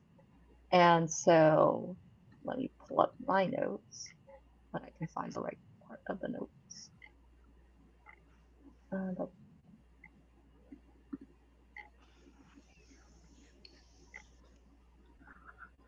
have a very silly question. Yes. Is everyone looking at a map? Because I don't have anything on my screen as far as the land we're navigating in. No, just a box now. Okay, just the Blue There's square. a blue box on, Got it. yeah, on Great. a blank map. Great. Yeah. Okay. So, so it says, well, you turn to this page and it's like, oh, if you have to take the ferry, you still have to get clearance by the guards. And to determine whether or not you can get clearance, you'll need to solve this puzzle and explain to the guards that you understand why certain things can't go through the barrier of the gray lands. And so you see there's a drawing of a box. And let's say there are kind of 4 little slots or entrances. So, oh my gosh, where's the right tab? So you see maybe on this side of the box, there's kind of like a little platform with a slot perfect for like a little round token. And you can actually push this little platform into the box.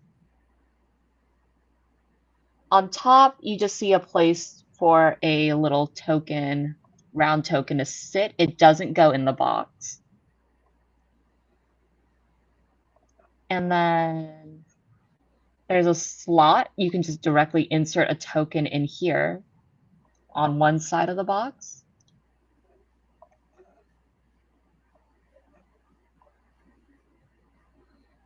And lastly, actually, yeah, you see another one of these sort of platforms where you can put like a coin or a token and then push it into the box. And so you see, oh my gosh, let's tools. You see these 4 tokens that are about the same size. And one of them has I, another has T/E,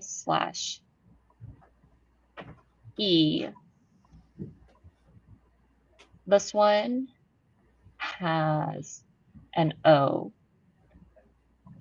and the last one has a C on it. And each token has a little description on it. The token, I'm assuming this is all happening. You're reading this and you get to like the guards and they present you with this very puzzle. The manual doesn't actually tell you what. Sorry, did someone say something? No, I think that was the there was an echo for me for a bit. Okay. All right, so yeah, the guards present you with this puzzle. And so with I'll put this in the chat actually, so we can all have it. So let's see. C has this. Oops, not 0. O has that.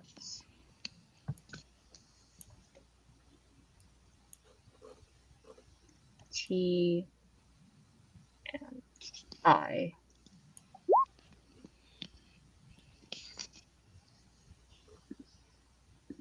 And so Tina's like, oh yeah, so these tokens represent things that can or cannot pass.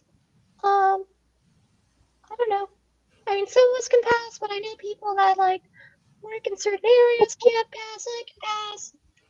We live in the camp. It's kind of complicated. I've noticed anything that's kind of oily, like your ring can pass.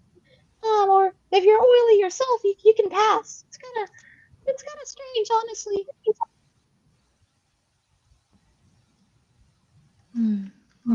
I got it. It's a riddle. Oh, Leonidas, you're so smart. Who's got the hot and cold pouch? The lunch bag. I got the insulin. Yeah. Your eye. You're balancing up our sugars. Yes. I'm putting a ring on it. T and E. What are the other ones? Love or hate, it's all the same. Is Little Miss Demonic Bunny perfume. And then our fight or flight. That's the adrenaline, I think. I The don't know. glasses? The No. Or glasses how are many pretty tools? rad. I don't know if tools were there? Manchester can get in. Oh well, you just have to solve this here puzzle. You know, Just have to solve this you here gotta put the puzzle. points where they gotta go. All right, Leonidas, you know where the Manchester is not smart. He's not. Oh, actually, I did draw something wrong. There's 2 slots here, not 2 platforms. But so ignore this platform. It doesn't exist. There we go. 2 slots, 1 platform on the side that you said goes in, Mm-hmm. and then one that just on the rests top. on top. Mm-hmm. And anyone can make me a maybe perception check. Manchester's really nervous about the pressure that's on for solving. Get this. I love Get that you this added in another sunglasses dose to of Manchester. Yeah. But yeah, the herbs are having. I think we need to get Manchester some more herbs. More herbs for Here Manchester. you go. I'll pop up some new herbs and pass them over to Manchester. Okay. Anyone else want to make me a perception? Sure. Let's see.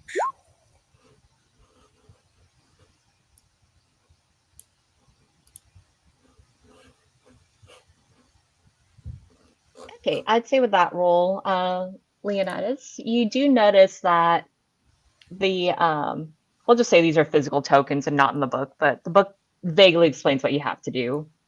So you notice that the T/E token and the C token are kind of oily, just kind of like the ring that you're wearing.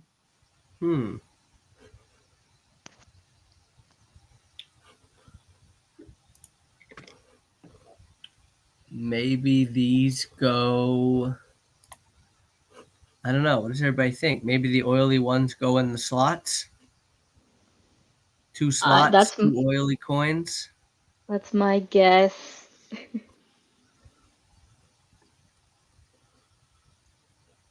That's Okay. already Do yeah. you put the oily coins in the slot? Should we try it? What do we think, team? Yes. I vote yes. Yep. Manchester, you awake Oh. over there? Um,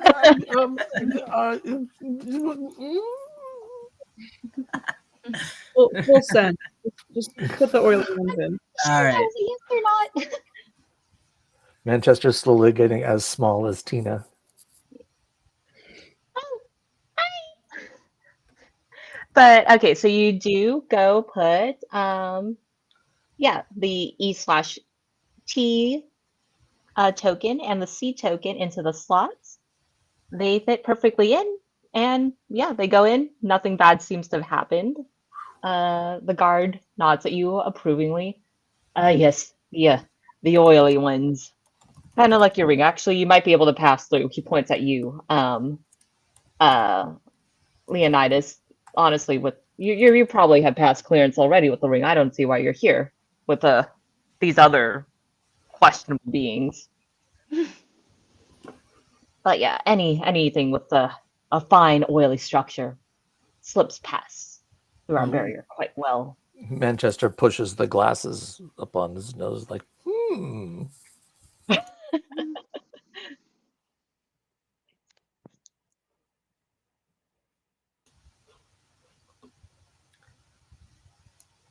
Okay, that leaves you with 2 more coins to figure out.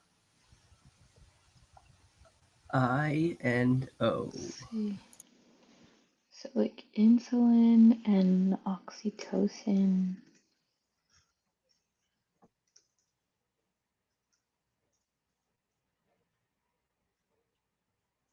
Mm. And so I'm assuming that the 2 platforms, one of them on the top is just staying there, the other one goes in. Mm-hmm. I'm assuming that that those are where the coins go, but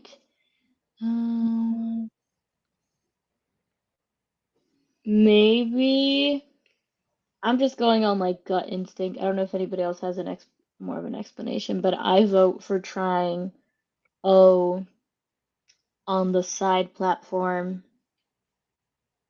and oh wait. Could it be oxygen rather than oxytocin? Wouldn't that be created in the brain? I want to say oxytocin is going to just drop right in the top because it can go into the brain easily, whereas insulin needs a little push from the side slot. I'm just guessing here. So I was thinking something similar, but I thought that the top platform it doesn't go in, it just rests. Oh, And it then the just sits side on one top. does go in. Okay. Yeah. All right. Well, why don't you give it a try? I And like Raisa, your reasoning. yeah. And Raisa, I said oxytocin because that's one of the items. Like these all seem to be items that we receive at the beginning. Like Oh, your I see. bottle of perfume is oxytocin, the insulin is my pouch. Um, okay, so that's what I was thinking, Brendan, but I wasn't sure if the top one goes in or if it just lays on there. Talia, I got your back. I like your reasoning. Why don't you go for it? Okay, can we go with that? Insulin on. So, If it's well, wrong, what are you putting where? we'll duke it out. We're putting insulin on the side platform, right, Brendan? Is that what which goes in. I like that. Yeah, and O sits on top. Mm-hmm. Sure. Let's Okay, try it. so you try that. So you put O, the O token on top and the I token on the side platform. And as you're pushing through or pushing the I platform or the side platform with I in, It does go in, but as soon as the edge of the coin touches the box, the token suddenly flings out, as if by some magical force, repelling it. The guard looks at you disapprovingly. Okay, well, we got the answer. I don't know about that. Can we switch them? Like, now that we know that they don't go there? Maybe we Or need did to we? persuade the guard for a second chance. Oh, we only had one chance. Oh, I don't know. He just seems upset with us. You can try persuading him. Raisa, you got the potion.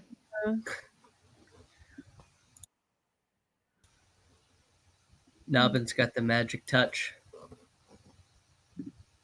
I mean, as far as I can see, only you, he points to you, Leonidas, you got some slickness to you. And of course, you, pointing to Tina, I see you already have clearance into this space anyway. The rest of you, I don't know, we're gonna allow you through, you know? Manchester elbows Nobbin. Come on, Jimmy, we gotta get into there. Okay, we can try and persuade him. I'm looking for my sheet. Okay. Do I have to roll persuasion? Yeah. Okay.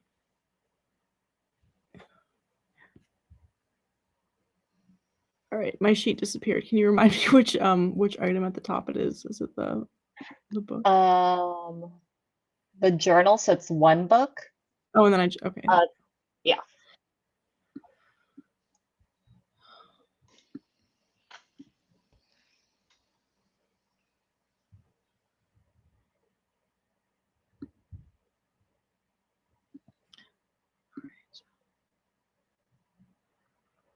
Persuasion.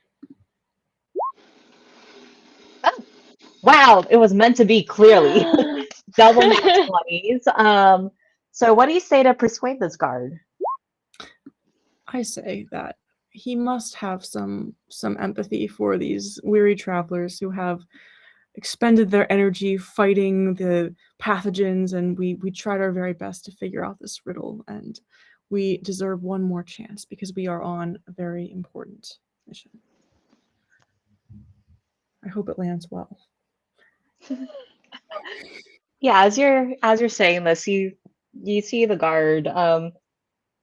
He kind of looks at you and notices that well, none of you have been injured, but you all look like you've taken a swim at least. And most people are pretty good at navigating the canals here. I will say that. And yeah, he looks at you between you. I guess you're using the item, so you're spraying this lovely perfume. And he's like, Frame in the face with the yes, yes, I will let you try again, he says. And you notice, Nobbin, that maybe some particulates of the perfume, maybe a couple of droplets, do land or do fly over to the ferry and land on the ferry as it is taking off and sailing into the Greylands. Ooh. Should we make a run for it? Should we just go right to the ferry? Yeah. Yeah. All right. Well, I'll go first. I just kind of start sprinting over there. We're a goat. Excuse me, madam. What are you doing? You still have not gotten clearance yet. No. I didn't persuade the boat to just let us on. You persuaded the guard to give you a second chance. Okay. All right. So we're gonna switch the coins first, and then we're gonna make a run for the boat. All right, you switch the coins, and as expected, the coin with the O, much like your particles of perfume, are transported in via platform, or in the case of your perfume, boat, into the Greylands, while the eye sits on the outside, never to enter the Greylands ever again. The guard looks at you, smiles. It's like, all right, you have clearance. Sir, pointing to Leonidas, you don't have to wait for the boat, sir. You are able to pass through the barrier just by walking in, if you wish. You you have the right family of stuff, You got um, that structure. I think that ring helps you a lot. I got the right stuff. I'm gonna stroll my oily self right on in. Yeah, so as you walk up to the barrier, you see your ring kind of glows and it kind of encompasses you in, it doesn't cover you in oil, but it makes like an oil like kind of shield around you, and you're able to just slip through this barrier just fine. You notice that maybe there's some other figures, same things happening. They all have C's or E's or T's, and you notice that they are all part of a team. You see kind of on their badge that says steroids.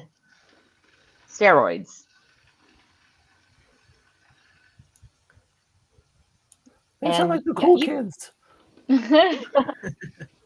so you pass through to the Greylands just fine. The rest of you, I assume, are taking the ferry. Yes, we Yes. are. Yeah. So Tina also has to take the ferry.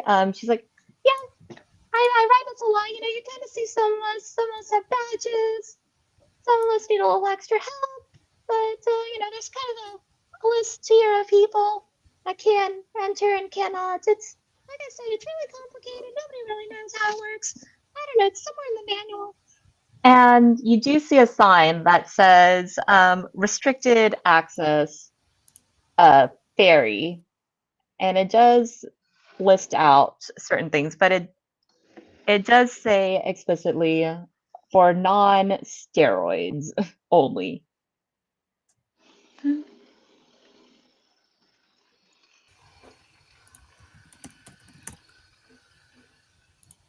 So you are taking this bow ride. Maybe you hear, you know, the ferry person just kind of talking on the intercom about, oh, weather in the Greylands today. It's I don't know, high of however many degrees Celsius, etc. But you do dock in the Greylands, and yeah, this place is glowing with light. I mean, those lanterns, those star lanterns that you saw before, they're everywhere. They're pulsing with light.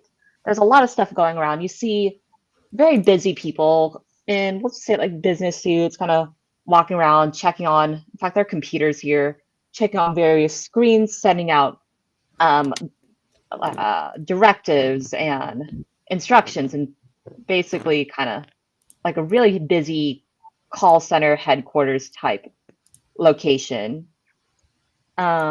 And yeah, we'll say The that inside here is very high tech. it is. I mean, there's a lot of stuff I don't really know what's going on. Kind of hurts, well, my head, I guess. And yeah, we'll say, Leonidas, you meet them up at the dock. You've just had a nice VIP experience hanging out the rest of the steroid hormones. And so you are now in the Greylands, beautiful high-tech area. And so Tina leads you up. It's like, okay, so we have to go to this one kind of weird shaped building. It's called the hypothalamus. But there's we can see a map of the beacons there, and let's see if we can see what's up. Get the beacons working in order. And so you ascend some elevators. Going up to the hypothalamus, and Are you the people see. around us too busy to really pay attention to us? Do they like Yeah, they That's all definitely are very focused on their task. You do see maybe a couple of individuals. They kind of just give you a greeting nod. I mean, once you pass the Greylands, it's assumed that you belong here. You got clearance somehow, so no one's terribly suspicious or worried. And you do see a couple of other little beings like, and I will say every being in this world and inside of Mahe looks like a little dragon like or reptilian like humanoid. So you do see some small little short ones with like speaking stones on their neck, like a whistle, just like Tina. And she kind of says hi to a couple of them. But yeah, so you enter this wing, so the hypothalamus. There's a lot of things going on here. You're seeing um, maps. You're seeing kind of like those old mail tubes where, you know, if you put a letter in, it kind of goes suction in and then like goes to different parts. You see messages being sent back and forth. And Tina leads you to let me move you all.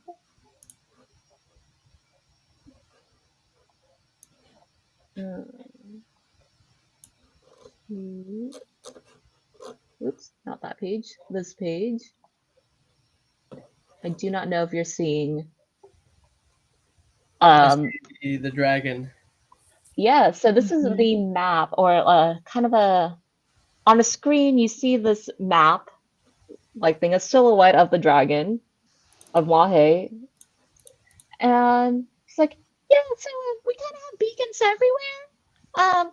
You can't see them, but you know, they're locations. And you see like buttons for the different beacons, like head, upper shoulder, right shoulder, left shoulder, stomach, stuff like that. So there are beacons everywhere. It's like, yeah, so we gotta figure out which beacon's the one that we really gotta turn up and turn down all the others. Are there people at some of the controls that look particularly worried about the things they're monitoring? Is there any way that we may be able to tell the behavior of the people in the control center? Yeah, everyone's pretty worried about this infestation of monsters. But it seems like they're all too busy to actually focus on the map. They're kind of like in panic mode. So it's not a calm uh environment at the moment.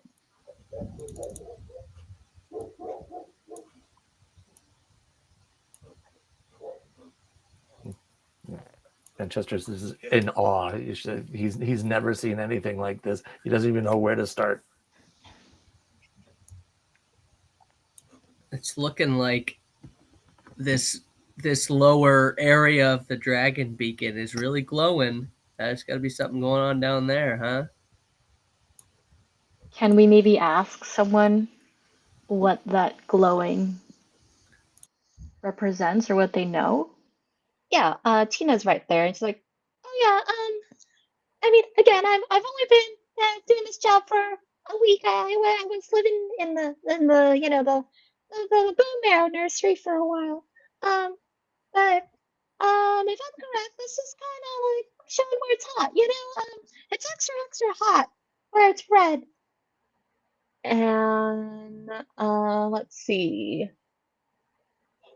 I'd say you all kind of know that with a general sense of direction of, say, your surface area, if you're in the head, you kind of figure, yeah, the weird mountain that suddenly appeared would be maybe kind of where this large warm spot is inside of the dragon.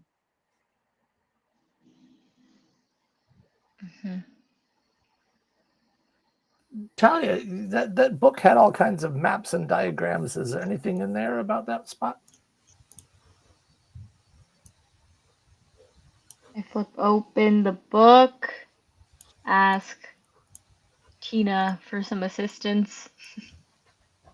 Yeah, okay, so it seems like you know, it's just your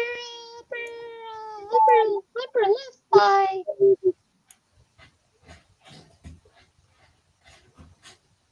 Yeah, that's just an upper left thigh.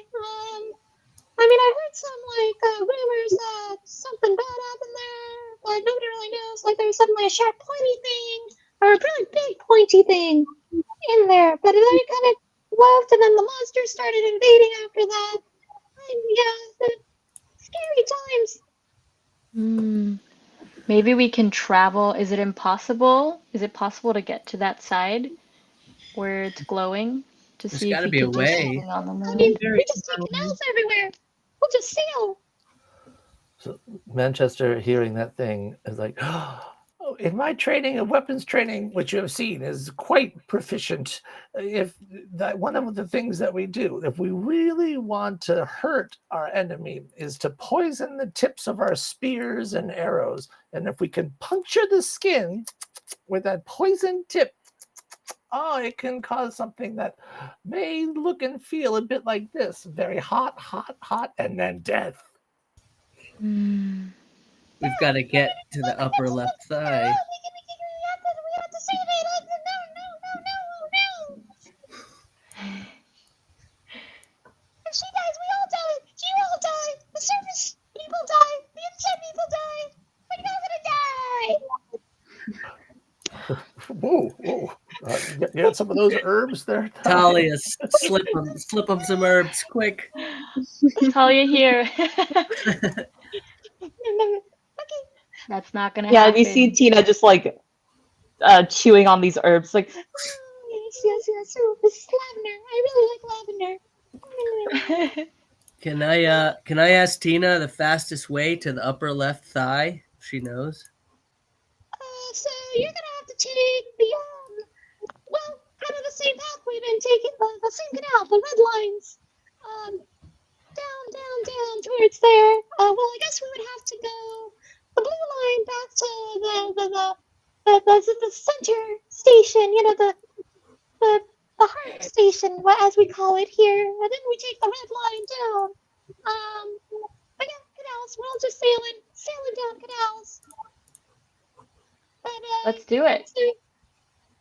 So Blue line to the center and red line down. Do you think there's any more info we need here before we go? What do we think?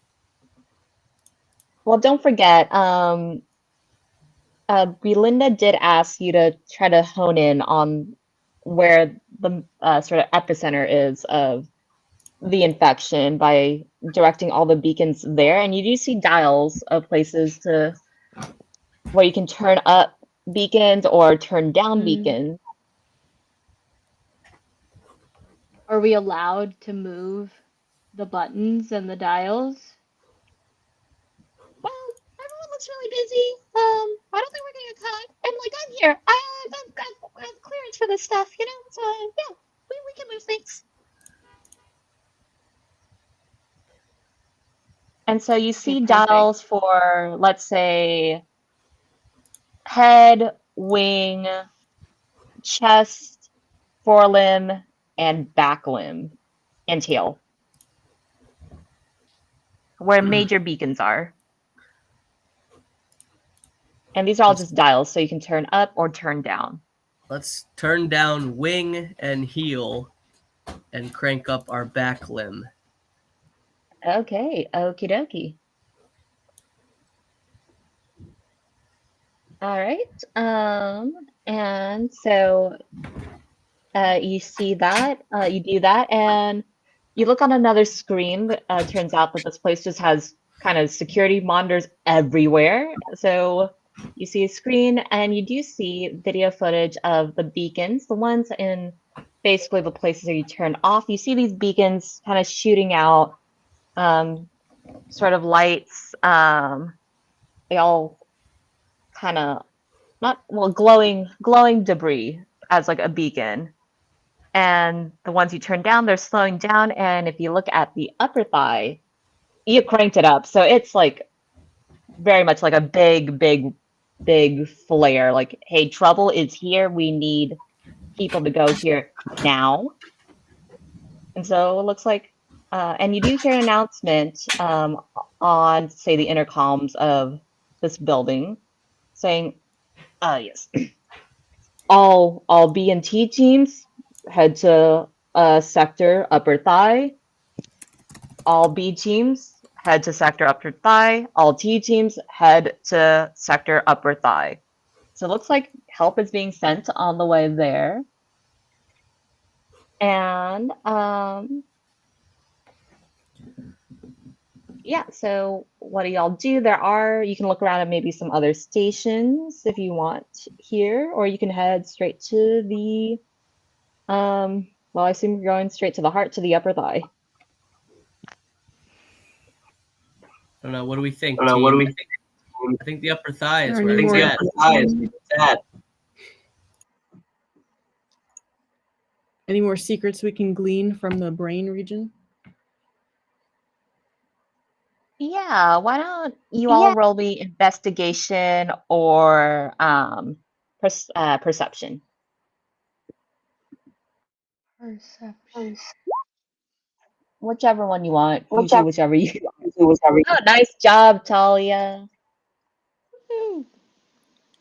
Okay, so Talia, I'd say as with your experience of being like a healer of sorts, you probably learned some things about, human brains and like other creatures' brains. It's like, so you're probably like, oh yes, the hypothalamus. There's a lot of stuff that gets controlled here. You would know with that nat 20 that, oh yes, the hypothalamus, that's kind of like the kind of central headquarters for hormone activities in the body.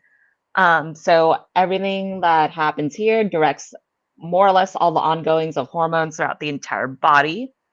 And you do notice there are, say, little stations, little computers, if you will, for two particular hormones.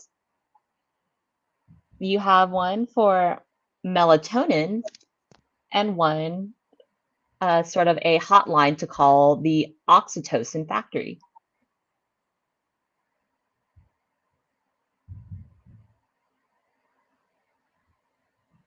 Those are 2 options. Mm-hmm. You can explore them both or just one, whichever floats your boat. You said oxytocin factory, or what was the other one? The other one is a button that says release melatonin. The dragon would possibly sleep. Yeah, could we? Yeah, if it's sleep, Belinda did say that it would help, Mhm. and The that rest. she should sleep. She did mention rest. Rest was important. Mhm. Could we explore the melatonin option? Okay.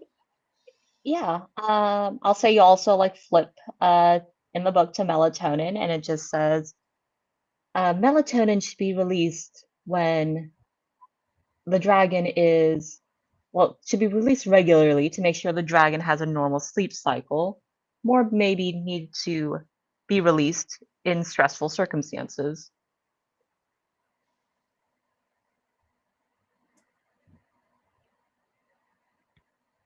Okay, perfect. And then could we see, because we're not clicking yet, right? We're just exploring. Yeah, you're just looking at it, trying to figure out what you're doing right now. And then what does the oxytocin factory say? So that, let's say it's a kind of like a telephone. It's a direct line to the oxytocin factory. Tina's like, oh yeah, these kind of like, it's kind of like a call center thing. If you pick up, you can call any of these factories that make things like insulin, oxytocin, glucagon, testosterone, whatever you want. You can tell them you need more or less. Yeah, whatever the community needs. Okay, what do we think, team? Do we want to shoot for the melatonin for now? Yeah, we should keep her stress down. Yeah, Manchester says naps are always good. Okay, perfect. I'm with you. Do we roll for that? Or does it just happen? Nope, you just push the button. Okay, so you push the melatonin button. You do see, again, maybe we'll have a little video security footage of a bunch of, say, like a melatonin factory. They're all hard at work. They're sending melatonin out via, say, some of these red dragon-like people. They're carrying packets and packets and packets of melatonin, sending them all where they need to go, which is quite close, honestly. It's in the next building over in the Greylands. I have a And as that question. happens, Oh, sorry. oh, go ahead. Because I know that one of the items that I had was like I could cast long rest, and I'm wondering if that's something that could be done from afar, or is that just something when it's like in combat? Which item I did you had the have? insulin. I have to scroll up in a bit. So,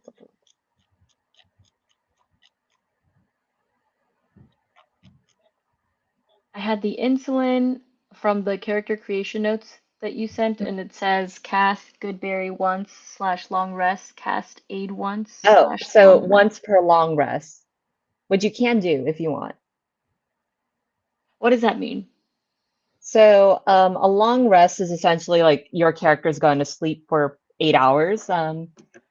And so basically every day you can cast the spell Goodberry or cast the spell Okay. Aid And can that once. only be towards my character or other characters as well? It depends on the spell itself. Goodberry, you're basically creating these healing berries that give you 1 hit point if you or anyone eats them. And Aid is something you can cast to help other characters, including other player characters. A lot of these spells do have a range, so if you're trying to cast a spell on Mahe herself, it wouldn't work because it's like I'm it would tiny. be the equivalent of you trying to cast a spell on the entire planet, Right. and your area of effect is probably 20 feet or so. Okay. Good to know. Thank you. hmm But yeah, you see the melatonin start to flow out. You start to see the lights here, the star-shaped lanterns. They start to dim a little. They're not completely off, but they're dimming a little. And after a while, you kind of hear a loud rumbling, a calm rumbling. Still loud, but it's gentle rumbling. One might say it's kind of like a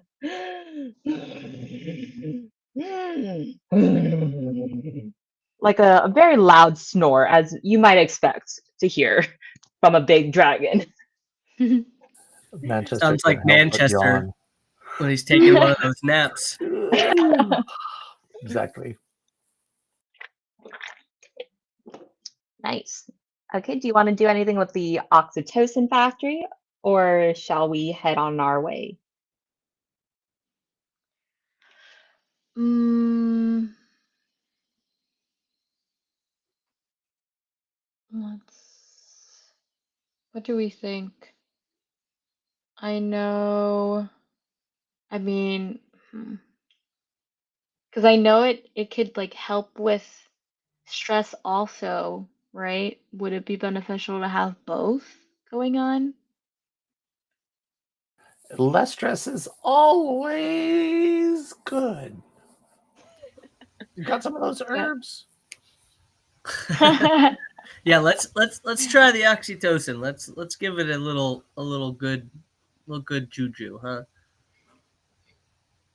Okay, so who wants to pick up the phone line and call the oxytocin factory?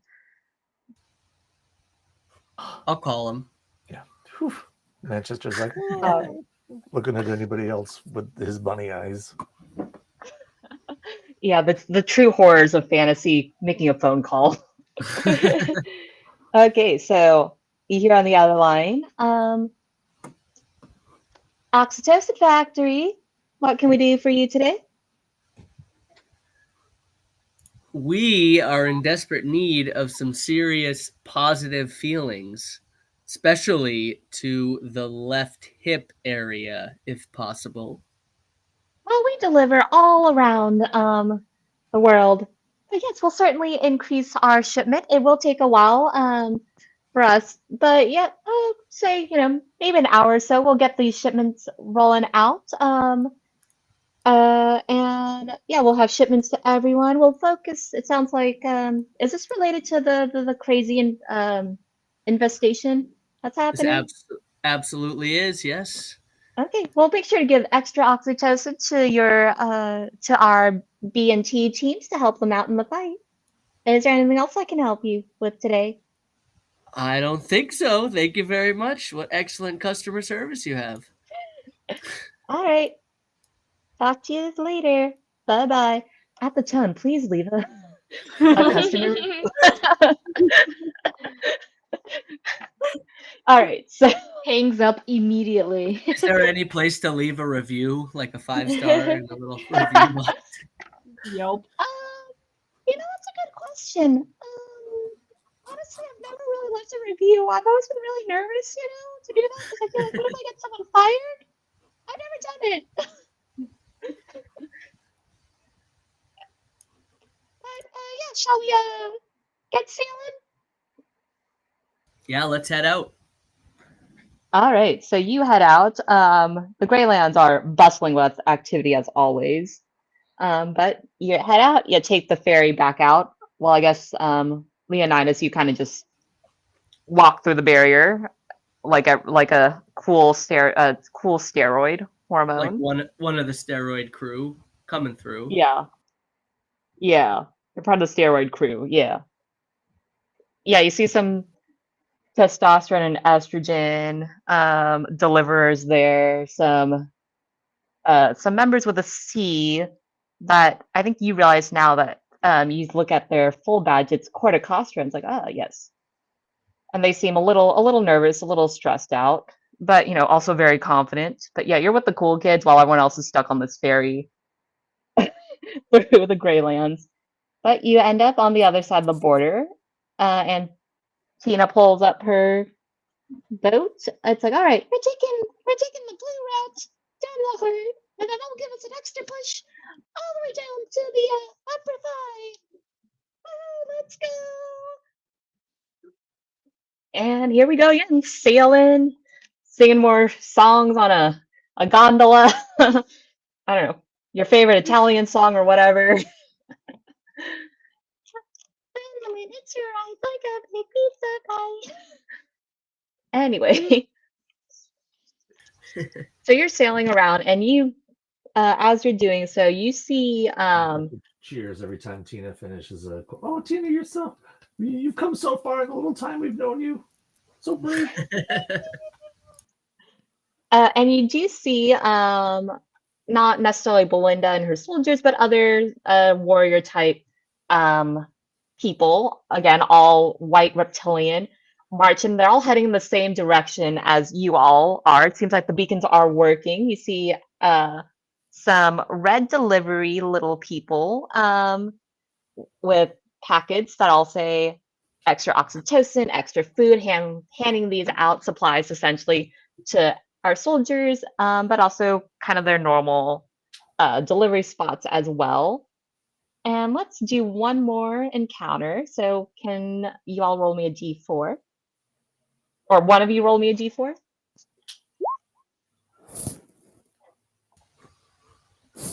Um, Oh, Who hasn't rolled the d4 yet? Oh, I think I I have just no rolled. yeah.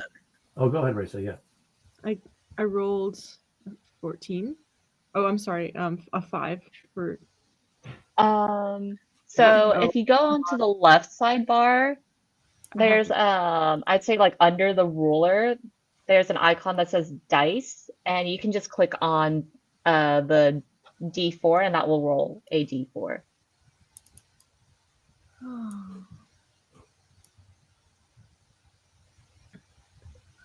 If you want, I can do it.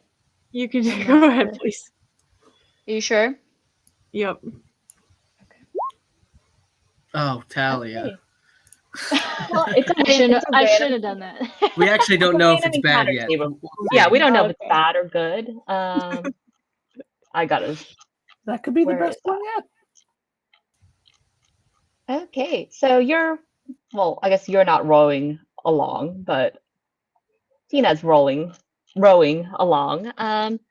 And you see some other boats rowing around. There is traffic here every so once in a while, but you see other little cute reptilian humanoids rowing their boats, and you see uh, one particular.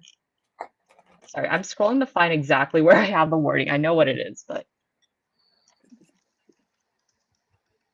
uh, yeah, as you're heading down this lovely canal, you see another another little reptilian person, this time one in red, um, wearing a lovely cap. They have a bag of all sorts of, looks like, messages and packages and stuff. And they are rowing. Maybe they're rowing a single person boat, so like two oars on each side. And they accidentally bump into you. It's like, oh, I'm so sorry. Uh, you. He points to Tina. You're one of you're part of the T team. You're a helper T, right? Yeah, right. Yeah, I am. Well, I received some word. Well, I'm a messenger. I deliver things. Um, but from what I've heard, there's some crazy thing down there. Be careful when you're heading down to the upper thigh. I heard it has tentacles. The big thing has tentacles. But unfortunately, I lost a good fellow coworker. Well, honestly, I didn't like him that much, but I lost a coworker, another fellow delivery person like myself. They I don't know. They kind of turned a little rotten skinned, and yeah, you can't get to him. I mean, I think he's a goner, but he's the one that's always stealing my lunch. Anyway, folks, have a good day. And you see little messenger rows off to go deliver the mail. We should go help his friend. He got rotten skinned. Maybe we can heal him. He steals lunch, but he still deserves to be saved. Oh my god. I love whoever's adding these like D4 teeth and eyes. Oh yeah, that was me. I just figured out I could do that. Okay, so we're rowing down the river. Anyway, yeah, Can we so I keep, say, Manchester's going to keep an eye out for any wounded messenger that they may see. okay, yeah, yeah, we'll row down a little bit. But yeah, Manchester, why don't you roll me? I guess we're keeping out. Let's say, perception.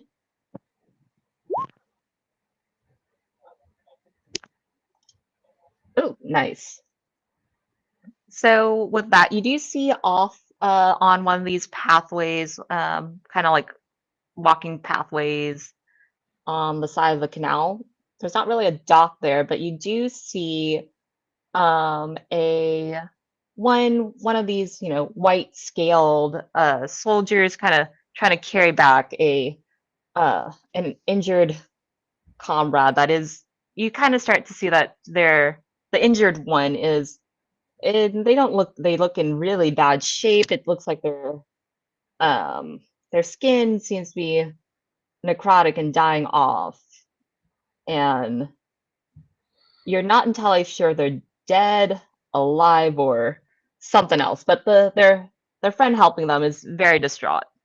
Oh my goodness, let's go. We got to help them out. Just take a second.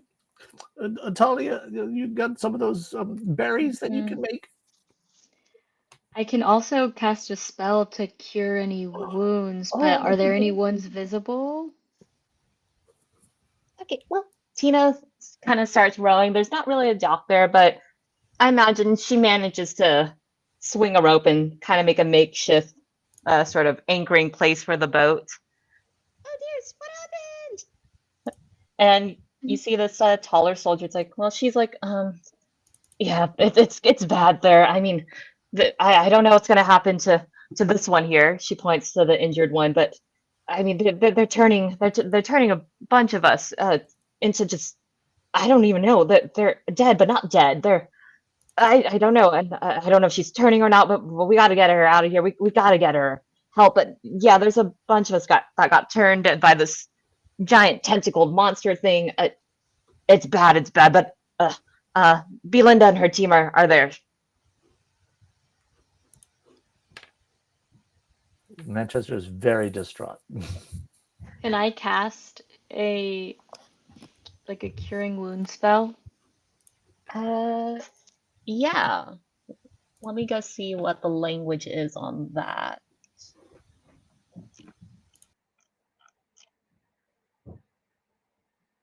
But yeah, you can cast Cure Wounds.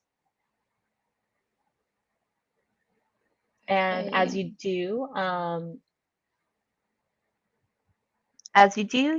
you feel like this magic of yours, it normally works, but it seems like the state of this injured being, it's not necessarily allowing you to heal. It's roll me a medicine check, or you can do nature or religion. So kind of the world's your oyster on which one you want to roll. Okay, give me one sec. You said nature, religion, or let's do nature. Okay. Yeah, with that, you get this very chilling sensation. You're used to this maybe from your previous adventures where unfortunately you cannot heal things that are not living, despite the fact that this being is, well, moving and whatnot. Mm. It seems that they've been lost to some terrible condition.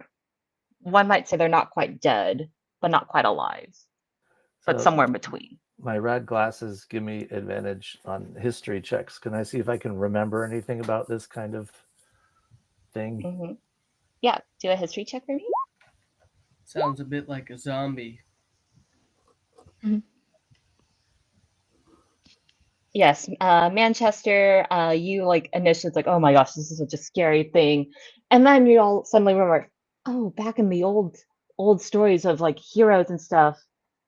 Sometimes people die, but they don't die. They turn into something else, something undead. They're not themselves anymore, unfortunately, but rather mere husks Mm. focused on attacking. It's a very sad situation indeed. Their bodies are not at peace. Guys, this thing's just got a lot worse. We gotta hurry, you guys. We gotta hurry. I don't think there's anything we can do here. We better hustle. So Manchester literally hops into the boat. Oh my god. I do a slick backflip, and then Talia, you can try to do something I cool. Not all. dangerously wobble with a lot of doubt in my balance on the boat.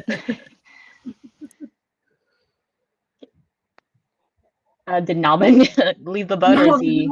Nobbin is Nobbin wants to get in the boat, but something is holding him back, and I think he's gonna walk towards the dark side pretty soon.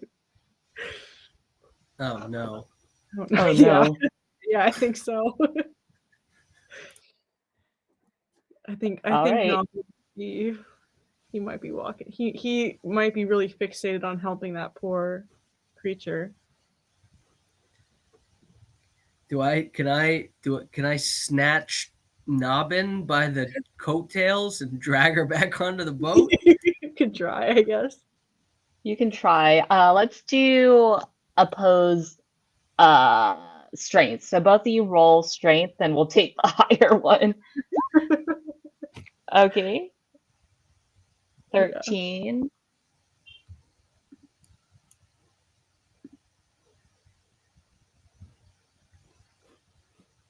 It's loading.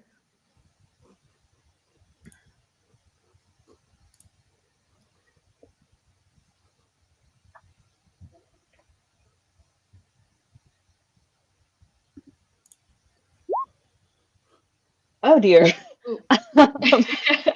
Yeah, Nobbins, I mean, your heart's definitely in the right place. You're very concerned, but maybe in your distraction by this poor zombie zombified white soldier, you are Back in. Okay. There's nothing we you are can do, Nobbin. Nothing we can do. We gotta you are go. it is, and it's drawn back to the boat. Um, Tina looks at you with maybe a look of concern and sympathy. No, there's. I mean, if it really is a state of undead, I guess. Well,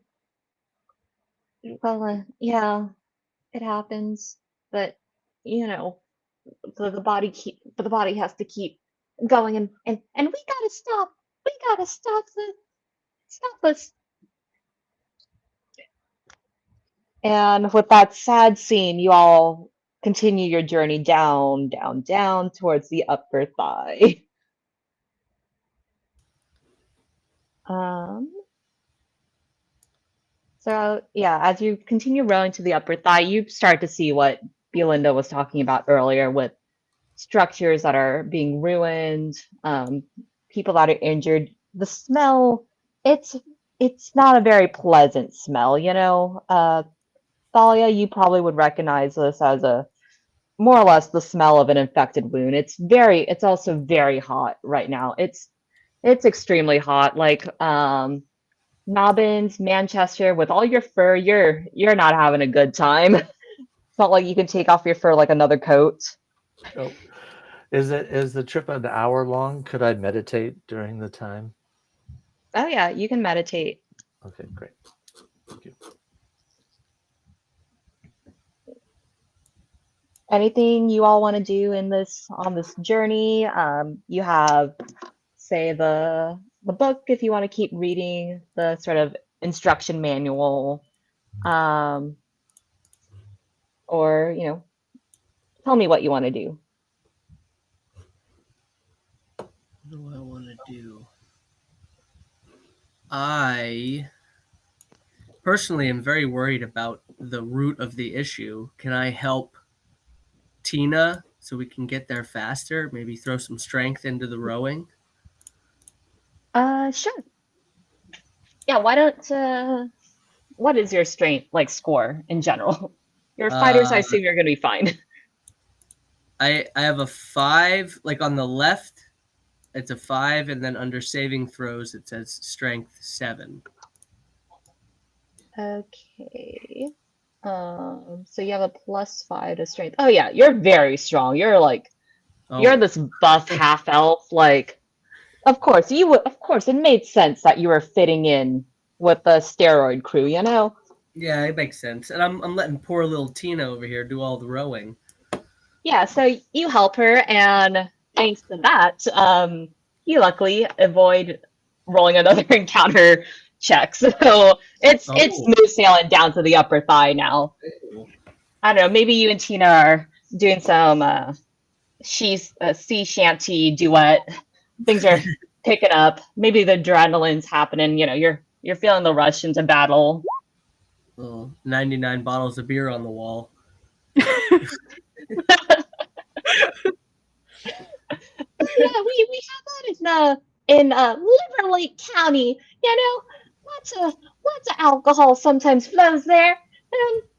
Not very good sometimes though. It makes some of us a little what's the word? Silly, tipsy. Yeah. I think Nobbin's been I don't drinking touch his this stuff. boat ride, and Gotta stay he might. focused. I think Nobbin's been drinking a little bit too much, and he falls out of the boat. Actually, he's in the river. Does anyone want to help Nobbins, or is Nobbins gonna have to haul himself back up? He's not coming back up. I think he's relegated to the water at this point. Can I help Nobbin? No, Um, no, you Yeah, can't. you can help Nobbins. give me a strength check. So I assume Nobbins might be dead weight, so to make sure you don't get pulled into the water as well. Melvin's having a tough time over here. Where's my strength again? I don't think It's you on your um, sheet. Oh, do I just click on it? Yeah. Okay. I think Oh. his mind is made up. He's- Okay, there we go. Uh-oh. Uh-oh. Okay, so yeah, with a 17, you're able to pull Nobbins back up. No, I'm the Nobbins. 17th. I'm staying in the water. Yeah, I'm Nobbin's staying- the Oh, 17th. Oh, never mind. Yeah. Yeah, with that nat 1, Thalia gets pulled in as well. It's like, and No! Tianchi gets, oh no, oh no, what's wrong? You didn't We have haven't to, you heard didn't you, have to do rapids.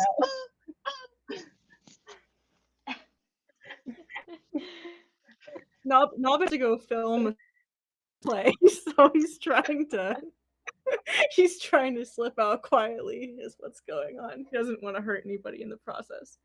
You can't resign, remember, Nobbin? We all agreed at the beginning of this adventure. Oh, I know. He knows. Leonidas, Here, help I'll... me. And Tina like tries to stick out her oar to like give you both something to hold on to.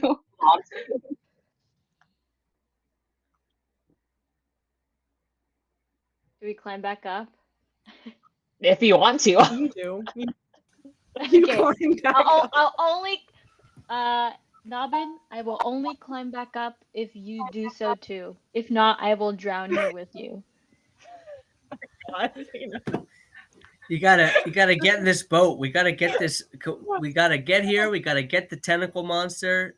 Bust a move. Come on. I understand. I do have to go and film. I have to go pretty soon. So you can leave me as a sacrifice. I mean, I offer myself up. Maybe you can take my items.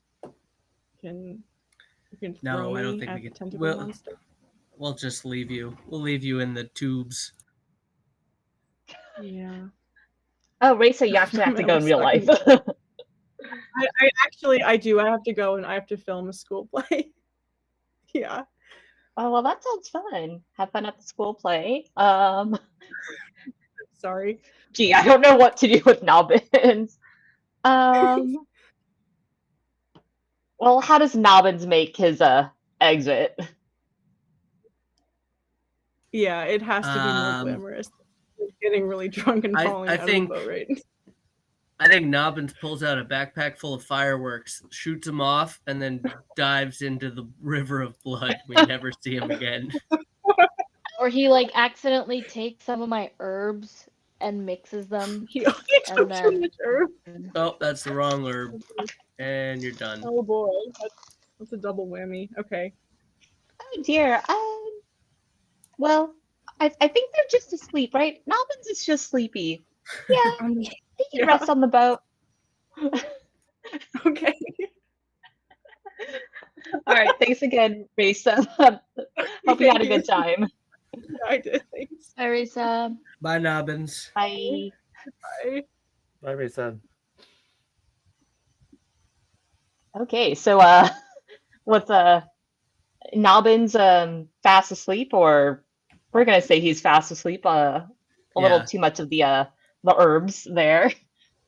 So we keep on sailing down, and you do reach the upper thigh area, and it's busy. It's so busy right now. Like you see soldiers coming in and out. Like you hear, commanders shouting orders. Everyone's screaming, "The tentacles! The tentacles! Watch out for those tentacles! There's more of them! There's more of them! They just turned Timmy! They just turned Timmy!" And so Tina docks the boat, and I will get out. And so you all get out. You do see Belinda there. It's like, ah, yes, you got the beacons lit. Good job, all of you. That guy's sleeping. Okay. Anyway, so there's a lot of pathogens around here, but I've got some of my team in one of these other vessels. Some of Beatrice's teams on another vessel. You all look like good fighters. There's a small fraction of troops down there. Unfortunately, they're not doing too well. I think maybe one or two of them are still standing up and not well undead yet. But why don't you go help those troops? We'll take care of the rest. We'll divisional labor. We'll talk about this at the union meeting afterwards if we all make it out. And so you all now should be on this map. So you all can place your tokens anywhere, like in like this lower area as you're entering this lower area. And I'm gonna roll to see how much help you're getting Okay. or not getting. So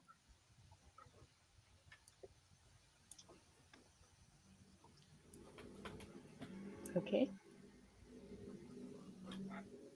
Wow. Okay. Yeah, you guys got it quite easy. You know how to drag your tokens out onto I don't remember. How do I put my token out? I believe you can just click and drag. Like click on my name, right? And then Yeah. Yeah. Okay, what do we do?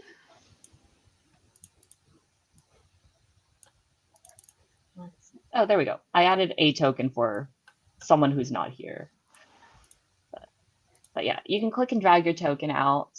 But you all are right in the front. Man, oh man. I said helpers first, so I am so sorry there's only one helper here. We're gonna be fine. Let me look up my tokens for them. why is mine not going? You grab the name. Oh, Like, where are the tokens? Is it like our little picture? Yeah, your little picture on under like the journal section. oh, got it, got it, got it. Yeah. I'll be nice Okay. and I say that. Oh, come on. I'll Let be me nice. drag things. How can I move? Because I just put myself on there, but I don't know how to move myself. You can click and drag. When I do that, fire comes out. Yes, I see that. Interesting. Are you on like the select tool? It's an arrow. Oh, I forgot about that. Let's see. Like, There we go. All right, Talia, come back here. You're gonna get smoked on your own up there. Oops.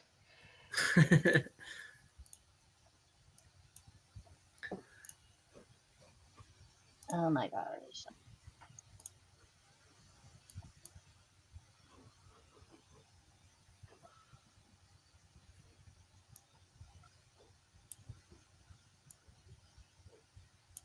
So,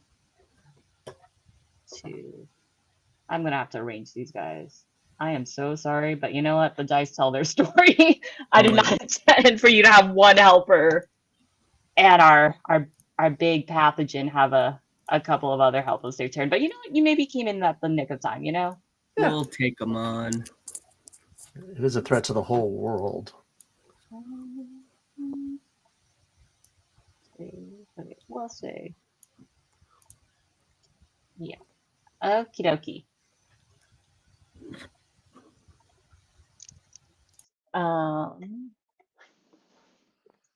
And cool. Actually, I feel like I'm making it really hard on you all. Well, who knows? Maybe we'll. Actually, I don't want you to delete.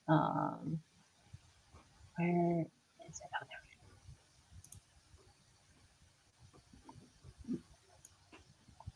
Come on. You can do this.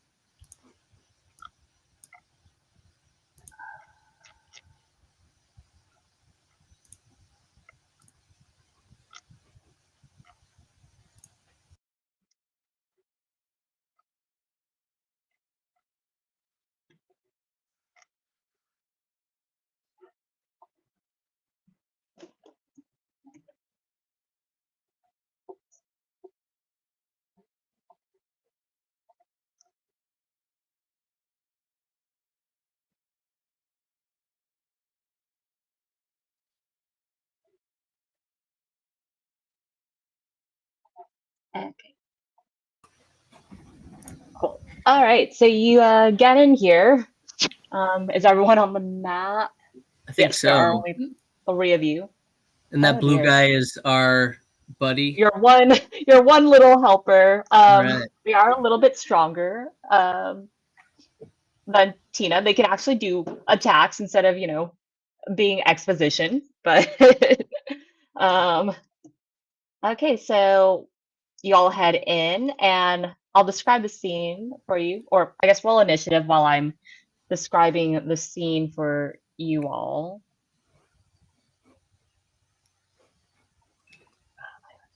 Wrong tab. So you get in.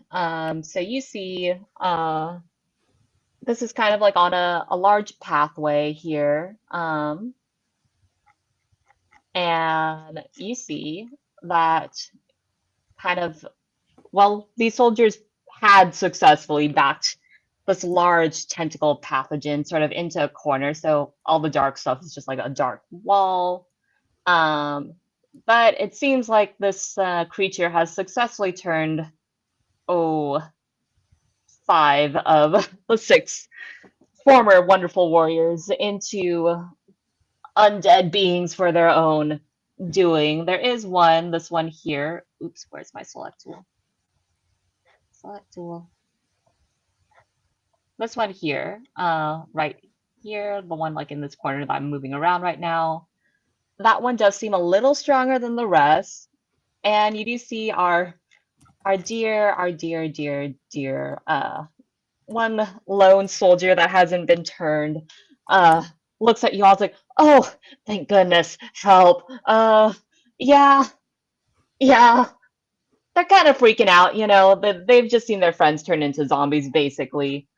But yeah, so I'll roll initiative for these guys here. GM notes, blah, blah, blah. So the first one will be for the big guy. The big guy rolls. Oops.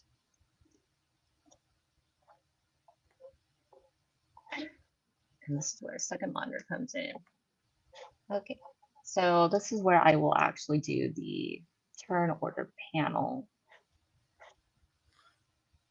Okay, Leonidas is on there. Manchester.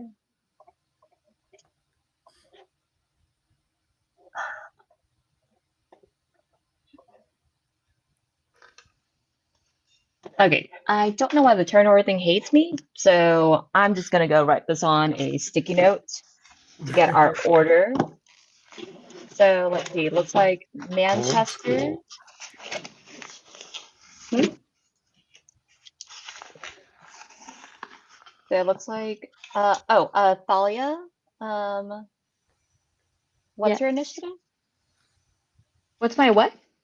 Your initiative, if you've rolled it already. Oh no, sorry. It is. Why can't I find it? It's the one that's like top middle next to armor class. And you click on Up initiative. middle. Got it. Thank you. Wow, look at you. Oh, nice. Okay, so Thalia got a lovely 22 for initiative. Let's see, our big guy, which I just rolled, is at a 10.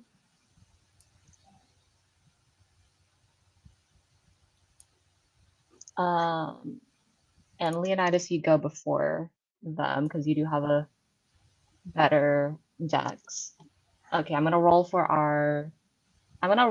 roll these four that are the same as one group, and then so they'll all act together. Okay.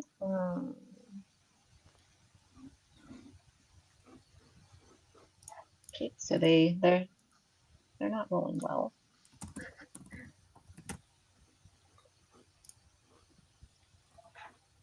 All right. The more powerful looking one is very much, yeah, no, that's just so bad. A little peek behind the screen. That one, the odd one out of the five that are infected, they have like a -1 for their initiative, so it's actually like they're going last basically. So you all Nice. should be fine, and hopefully Then, I will roll better for your one ally that you have here. yeah. Let's see. And so, okay, let's All see. right. Not the worst, not the worst. Middle of You the know, road. middle of the road. Yeah, they have a +1, so they got an 11. So they do go before you at the very least. But yeah, all right. Top of the order. So now that we're using a map, just as a reminder to folks, each square is 5 feet. So that will help you determine how far you can move. If you're using a ranged weapon, if you're within range or not of like a bow and arrow situation. But yeah, let's start. Thalia, you're up. Okay. Let's And don't see. forget your magical items. Oh, and I Yes. will say,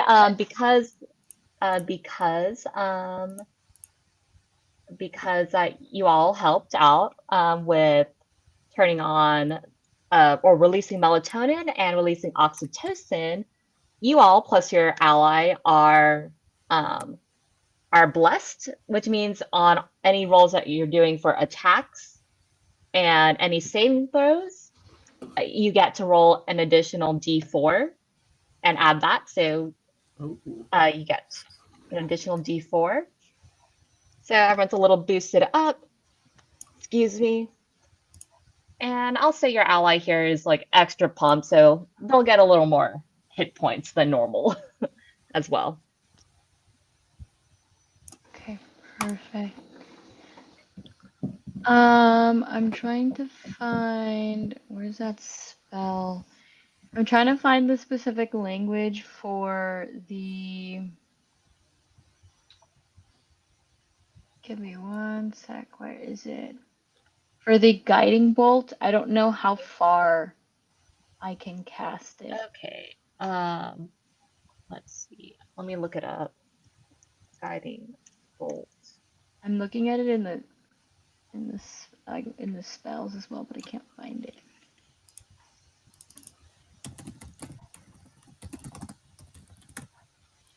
Um, Oh, I do see it. It says okay. 120 feet. Okay. Yeah. So if you use the Um, ruler, it's a measure tool. So you can like measure from where you are to target, but pretty much everyone is within range of that 120 feet. okay, get him, perfect. Talia. Yeah, can I cast guiding bolt? Yep. To one creature of your choice. Let's do the left one on the front so that we can clear the pathway.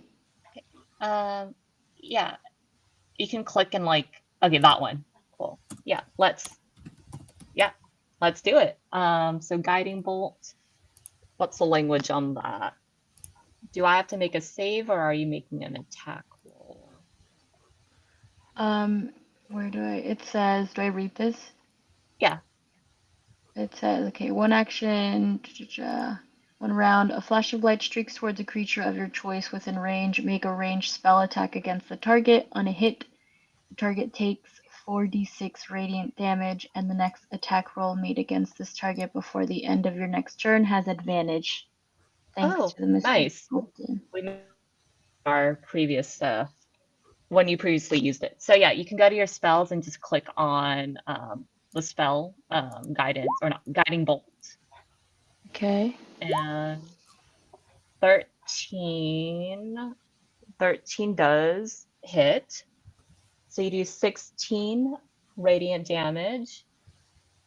Nice. Oh, and these are undead as well. So if I'm correct, radiant damage is it doubled for undead? I'd say in the spell description.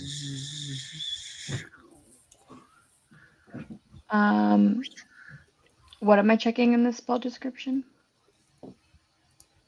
So I'm checking a thing. Yeah. Oh. Because I think radiant damage might be like powerful against undead. I vaguely remember this.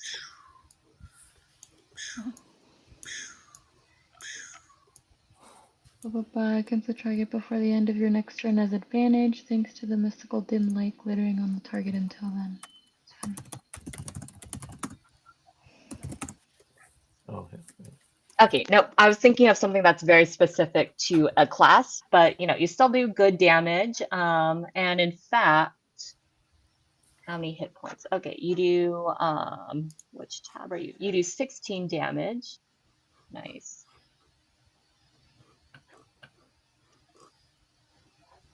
Okay. Minus 16. Cool. This particular guy is very, very much not looking well. Nice. Woo!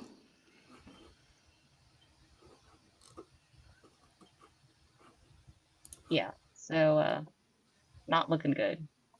Not looking good at all. There we go. Cool. Do you have any bonus actions? You can move if you want to Thalia. I would move. Maybe I'll move. Let's see. I'm gonna check my card to see what my movement, because I forget. I think you can move 30 feet, right, in a turn? 30 feet?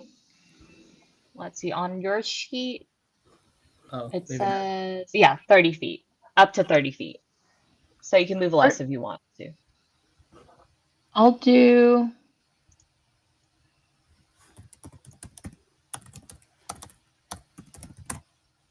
Can I go like right here? Yeah, you can go in any direction that you want. Okay. As long as it's within your movement. Yes. Okay, awesome possum. Anything else on your turn?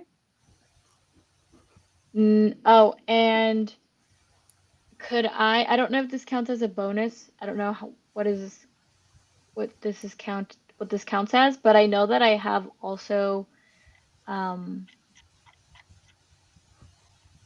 give me one sec. Where is it?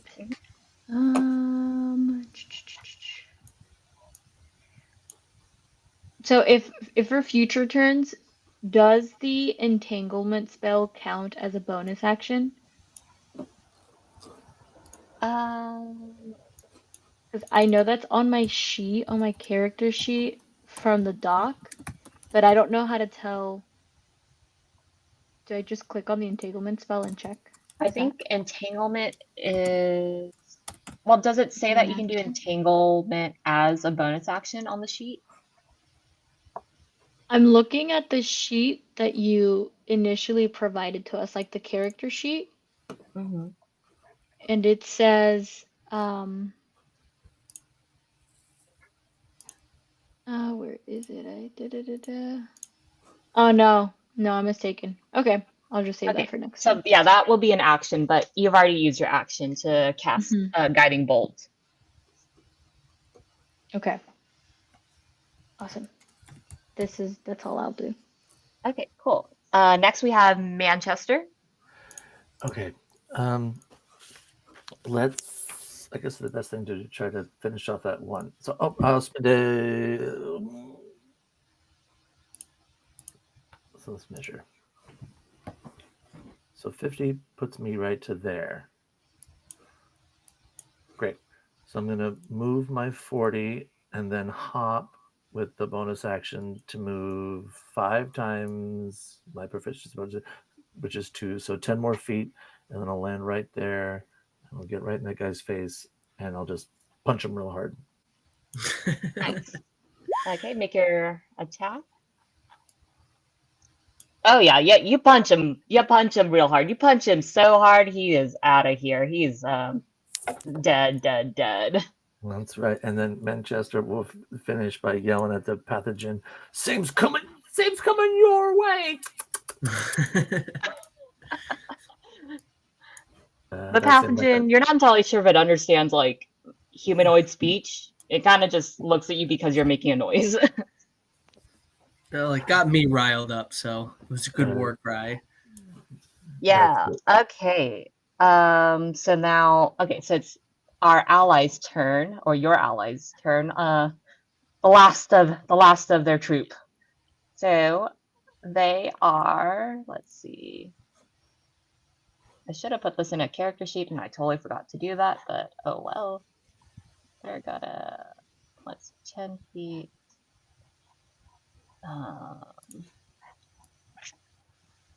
They are gonna go.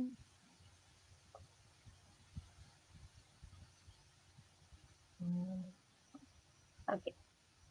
That is. Cool. All right, they're gonna go. Oops.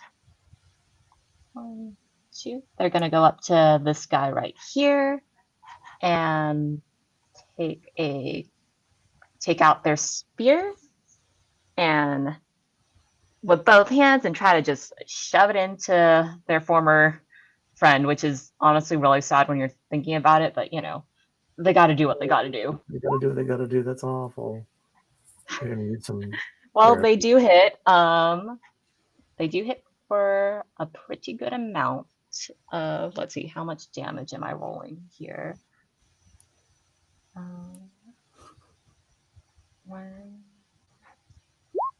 Okay, so they do a total of 9 damage to their friend. Maybe, let's see, I think maybe Manchester, you're the closest one. You do see a slight tear from their eyes. Manchester hardened by the rush of battle. Your weakness betrays you. Wow. All right, we don't get therapy from Manchester, clearly. Not in the middle of a fight. Not in a fight. And that's all that they can do. Save your hormones for the battle. Clever. Well, you're in the battle right now, I think, so it's a good time to, see what you can do with your items. Yes. Oh, the guy wasting with the tears. Like, come on. Okay. So Leonidas, it's your turn. All right, I'm gonna move.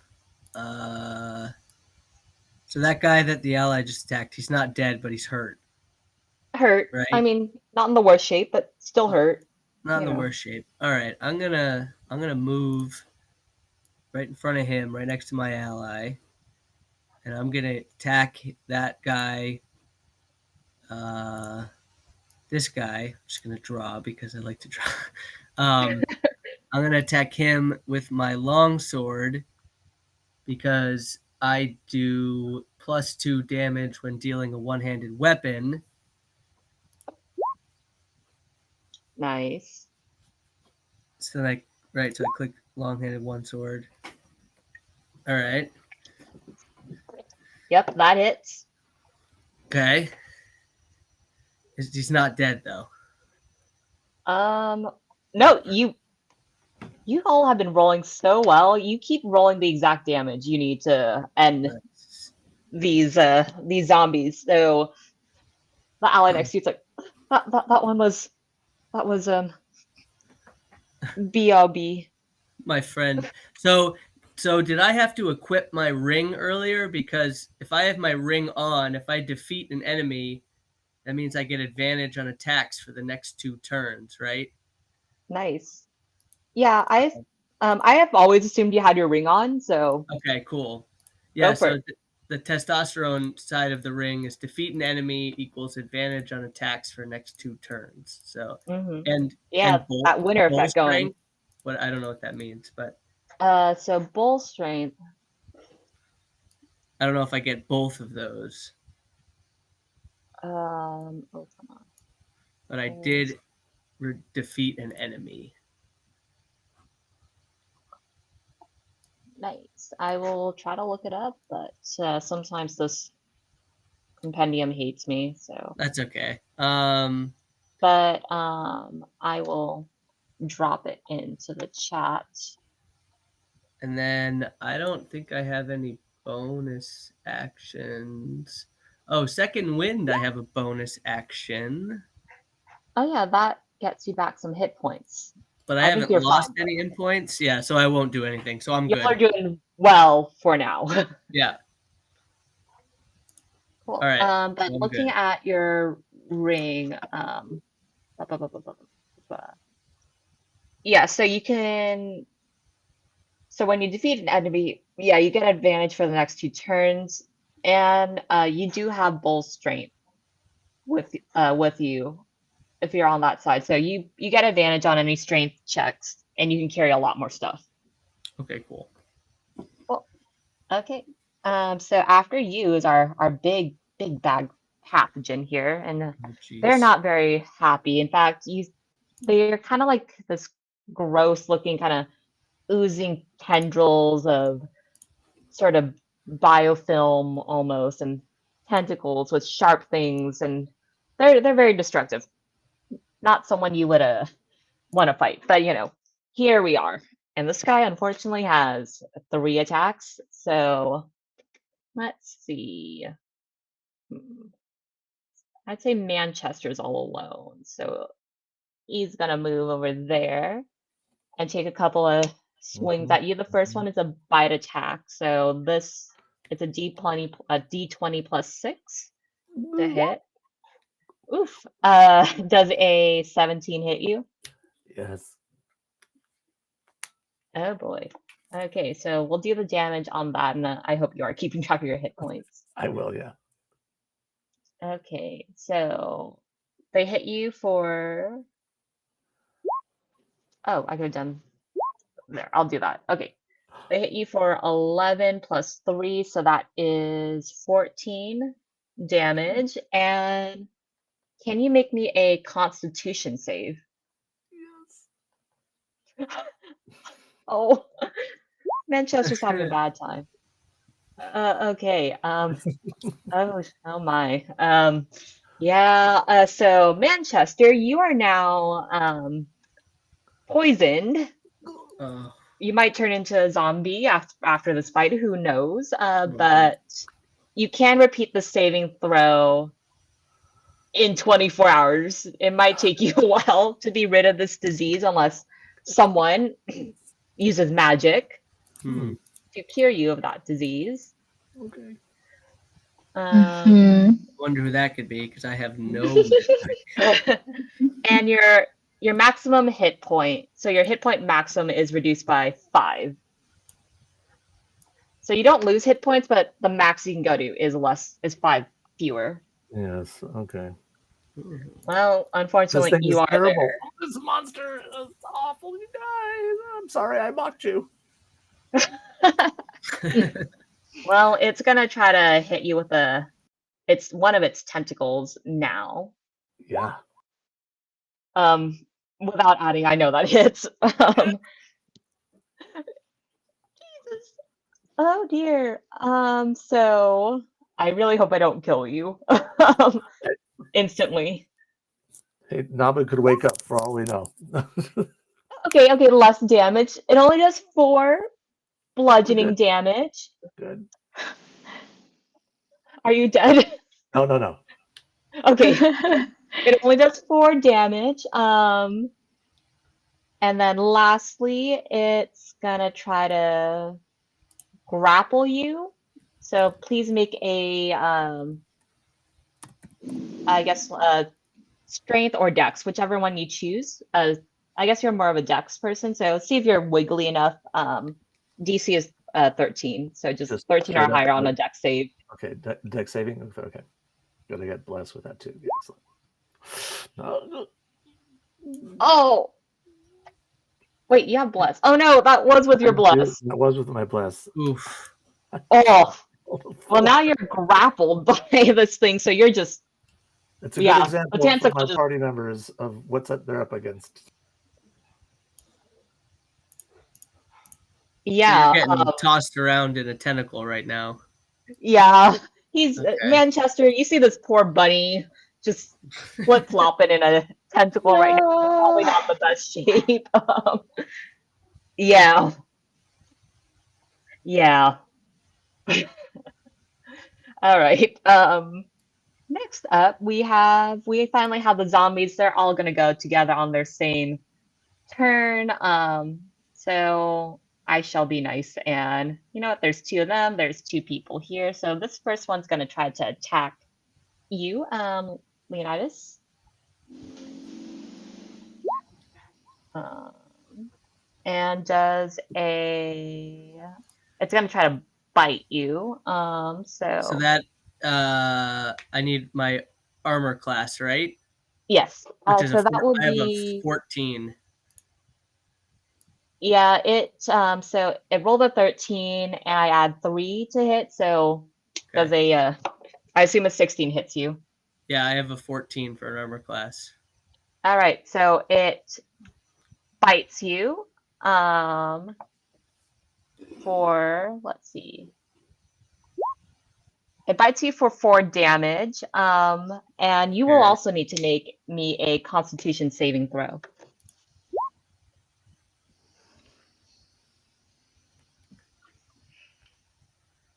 Oh, nice, nice, nice. Yeah, it bites you. You start to feel a little unwell, but you're able to fight off whatever this potential disease or you know infection might be. So you're in the clear.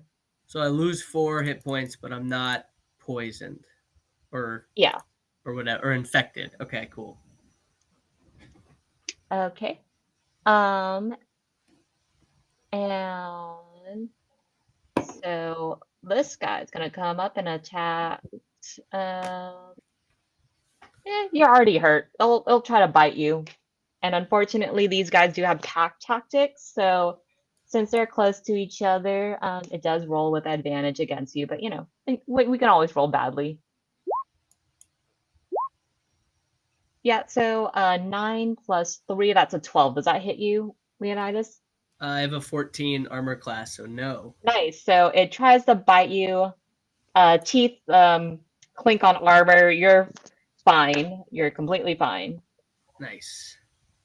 And lastly, we have our slightly more strong Oh boy. zombie. Do, do, do, do, do.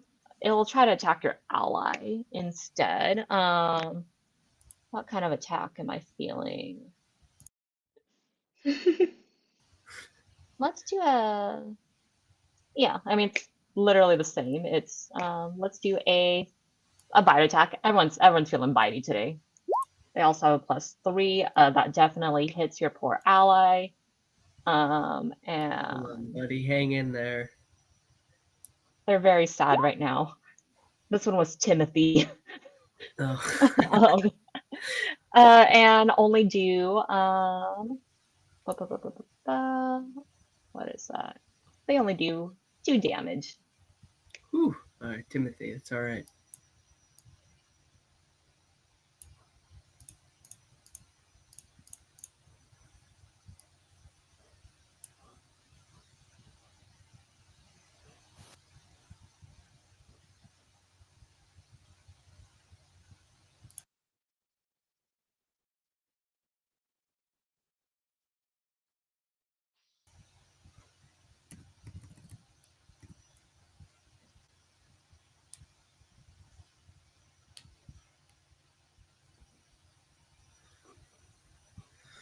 Uh-oh, I can't hear anybody. Can you hear me? I can hear you now, but it stopped for a bit for me. Yes, I can hear you.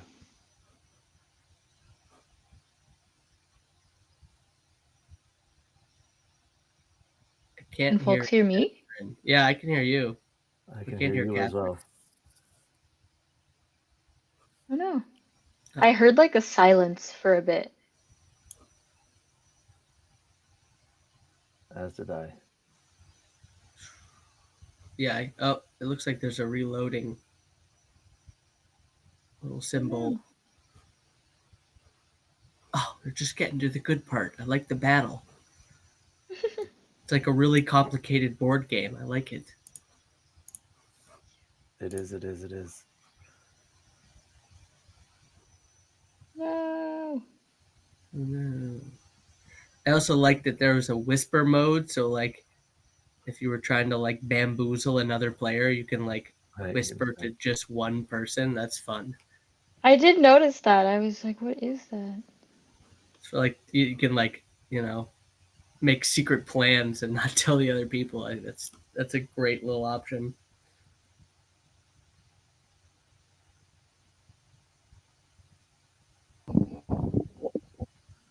Okie dokie. Can folks hear me now? Yes, Yeah. there you are. Okay. Yeah, my like earphones died. Oh, no worries. Got to switch back to good old technology. Wired earphones. Okay. Cool. Yeah, so your ally's been hit, but it's okay. We're now back to Thalia. Okay. I want to. How is can you remind me how Manchester's doing? He's pretty bad, right? Yeah, Manchester, how are you doing? He's wrapped up in the tentacles. Manchester is bleeding. He's got pus oozing from his ears. He can't move very much because he's all wrapped up in yucky tentacles.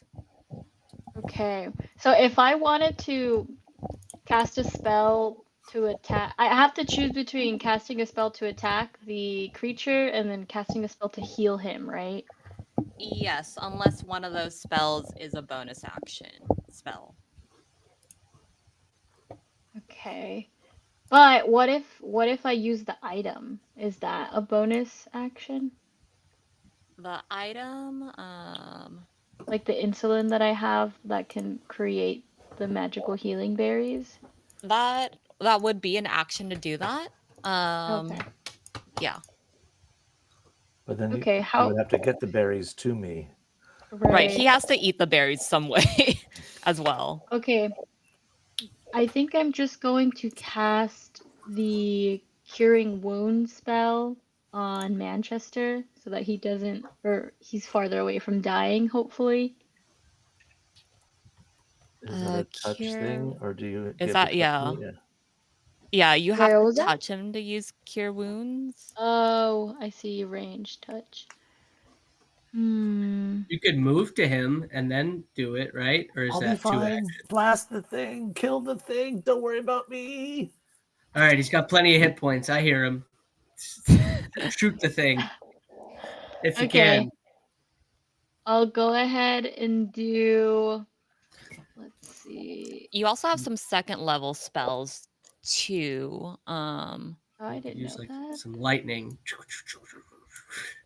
How can I look at the second level spells? Because when I click on the spells, they all open up, and there's just like a Oh, lot of. that's annoying.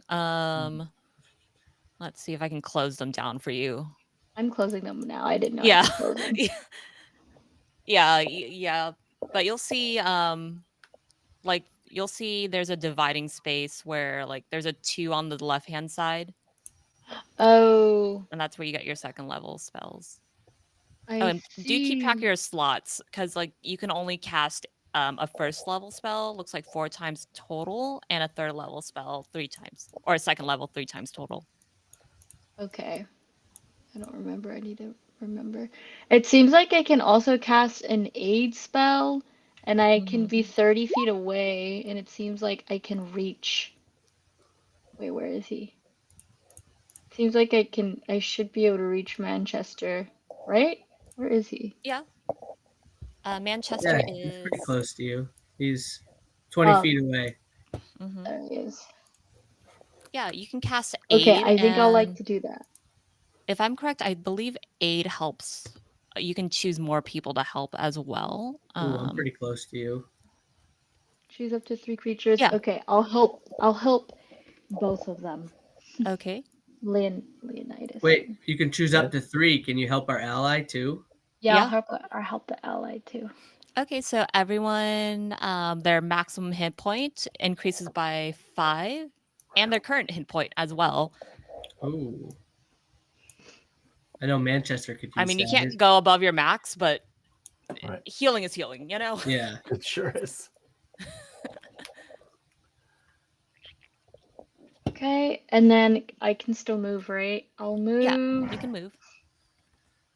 I'll move right here to be closer to folks. Oof. Now you're in range of the tentacles. Oh, That's okay. That's all good. Yeah, you are in range of the tentacles. oh well. It's all right. Remember the tentacles were a thing.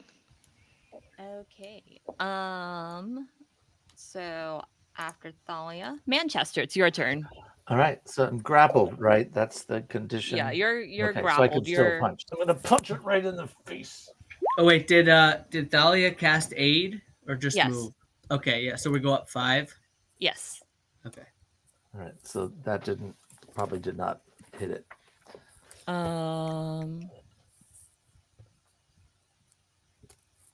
What, 13? Oh, maybe it did. You barely missed with your bless. Oh yeah, all of you have bless, by the way. So Yeah. you add a d4 to Oh. your So attack rolls. I miss with that, but I'll spend a key point to hit it a couple How more do times. you add though? Like just like after rolling or? Just roll another d4, I think, and add that number, right? Mm-hmm. Okay. All right. So let's see if I can hit it again and again. Oh, nice.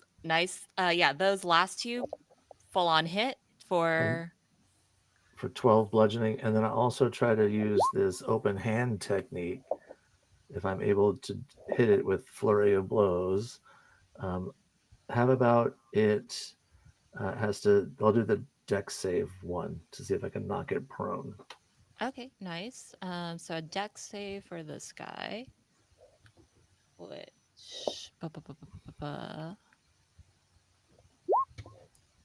okay. Yeah, I assume a 2 doesn't pass the dex save. No.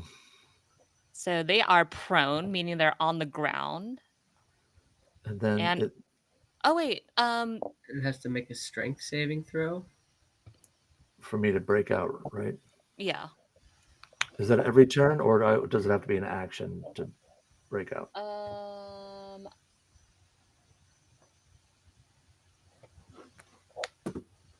I'm not sure. Let me see. I think it is an action. Yeah, I think so. Yep. Yeah. So I'll still stay grappled, but maybe it's being immune to being prone. I don't know, but that's what I try to do. It's not immune to being prone. It's prone, so it still has you grasped, but it's now just like on the ground, which means everyone gets advantage on attacking it. Have at it, friends.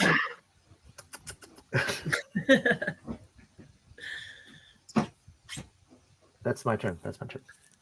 Okay. Cool. All right. After that, we have. I guess I'll check real quick. Did it look like when I hit it, it took all of the damage when I hit it, or did it hurt it not as much as I would expect it to? Oh, it took all the damage. Okay, great. There we go. Oh my That's gosh. it. Ally's turn. Yes, it's Ally's turn. Timothy. Or no, Timothy was the one. Timothy is the one that attacked it. Yes. Yeah, this is Bethany. Sure, we'll go with that. Okay, Bethany is. Let's see. Have you heard any of these guys? I guess I can check. No, No. I think I no. killed one, and then the other one moved up to me and attacked. Yeah. Okay, cool. So Bethany is gonna attack the one right in front of them. So yeah, that one. And yeah. I Oof. feel like it's a curse, I swear. Like for some reason I was playing D&D with some friends, and like as a player I was rolling well. But no, somehow as a DM I cannot roll to save my life. So yeah, Bethany beefs it. Oh, but this one's Rachel. I can't hurt Rachel. um, Oh, come on, Bethany. All right. and that's all Bethany can do. All right. I don't have any spells, so I'm Oh just gonna wait, have to. I should be rolling with advantage because you're right there too. So let me Oh, see. Does Bethany? Yeah, Bethany doesn't beef it. Nice. nice. Maybe your words of encouragement to help them out a little bit. There, I'm patting him on the back. Right in the I take out midst a of battle. handkerchief. Yeah. Okay. And so many tabs. So many tabs. Okay, so they have a +3 to hit. So so that's 19 to hit, and they roll a d8 +1. Cool. So they do, 6 points of damage to this one here.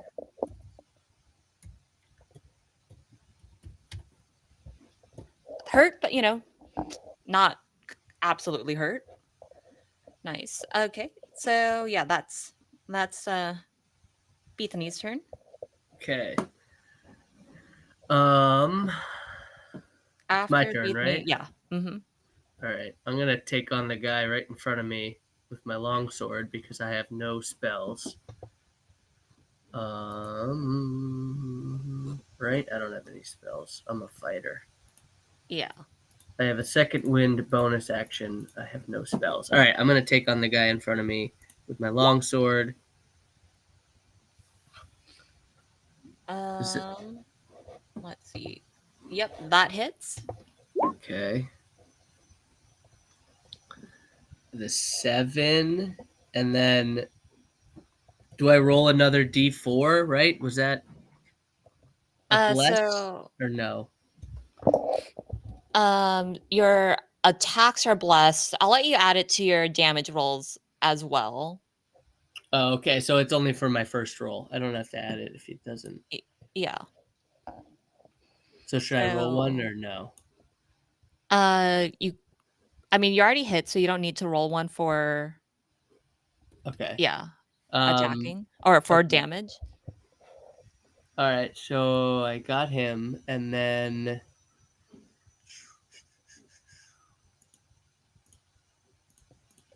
I could do my second wind bonus action to regain 1d10, 8 plus 1 HP. But then it also says once per short rest or long rest. What does that mean? So yeah, if you use that, you can't use it again until you take a break as a character. So like you go Okay. rest for an hour, take a nap, or you sleep 8 hours. All right, I'll save it then because I'm not hurting on hit points. Cool. I don't need it. All right, so I'm good. Okay. Well, our parasite here with Manchester in its tentacles. It is prone, so it'll use half its movement to get back up. It definitely didn't like being prone. Um, let's see. I'm gonna say it's gonna. Oh yeah, Thalia's in reach, so why not? They'll try to do. Oh boy. Oh, They'll try to Jolly. do a tentacle attack on Thalia.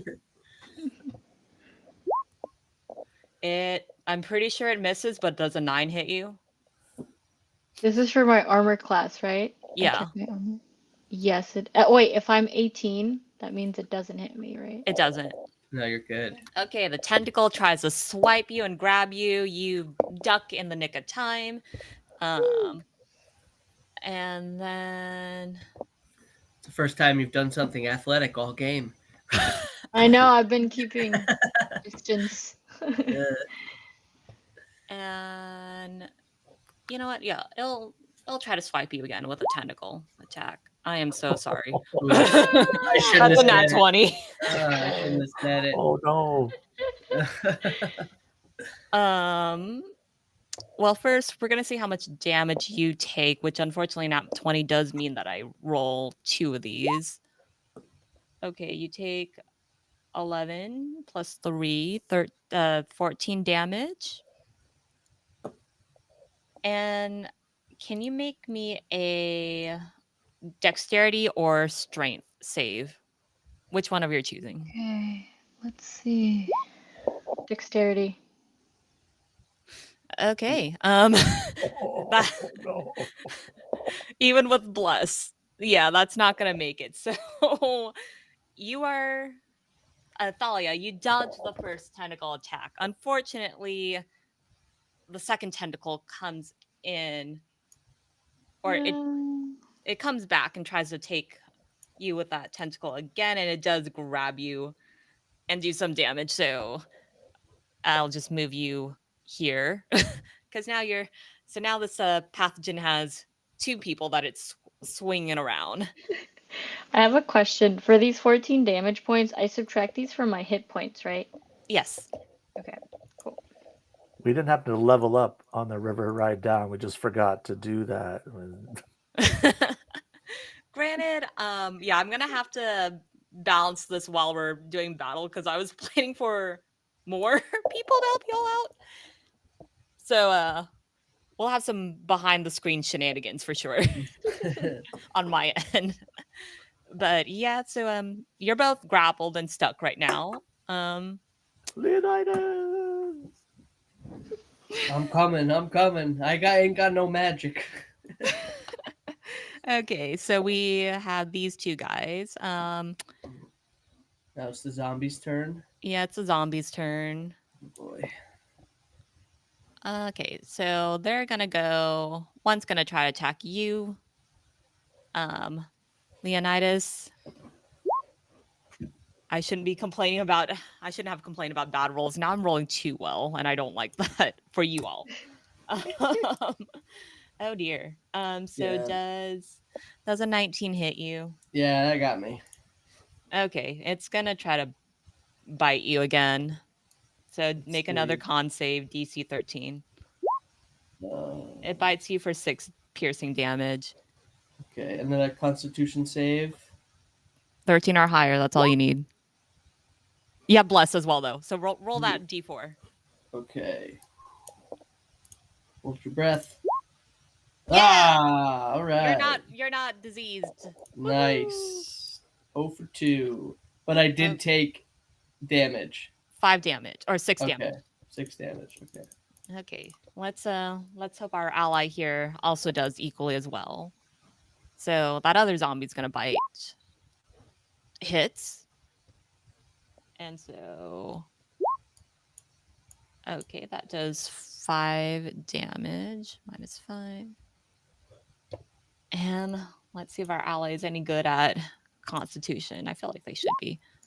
Oh, I don't have to add anything. Yeah, our ally's doing fine. You 2 look at each other and you see your 2 friends being grappled in the tentacles of this pathogen.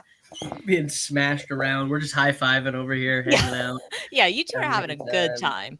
All right, and then our slightly more powerful zombie is gonna attack your ally as well. And what do I add to that? That does not hit our friend at all. Cool. Nice. So we're all in the clear. Well, Well, this not half really. this but half yeah. is in the clear. Yeah, Thalia, you're grappled, so you can't move, but you can still do stuff like with your hands and like cast spells and attack and stuff. Okay, I want to cast. This one seemed to work in the past, so I'm gonna go ahead and cast a gilding bolt. Can I still do that? Yeah, a guiding bolt. Sorry, Go do guiding that. bolt. Yes. Yes.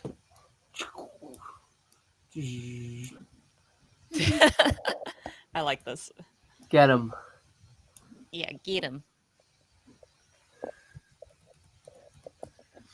All right. There we go.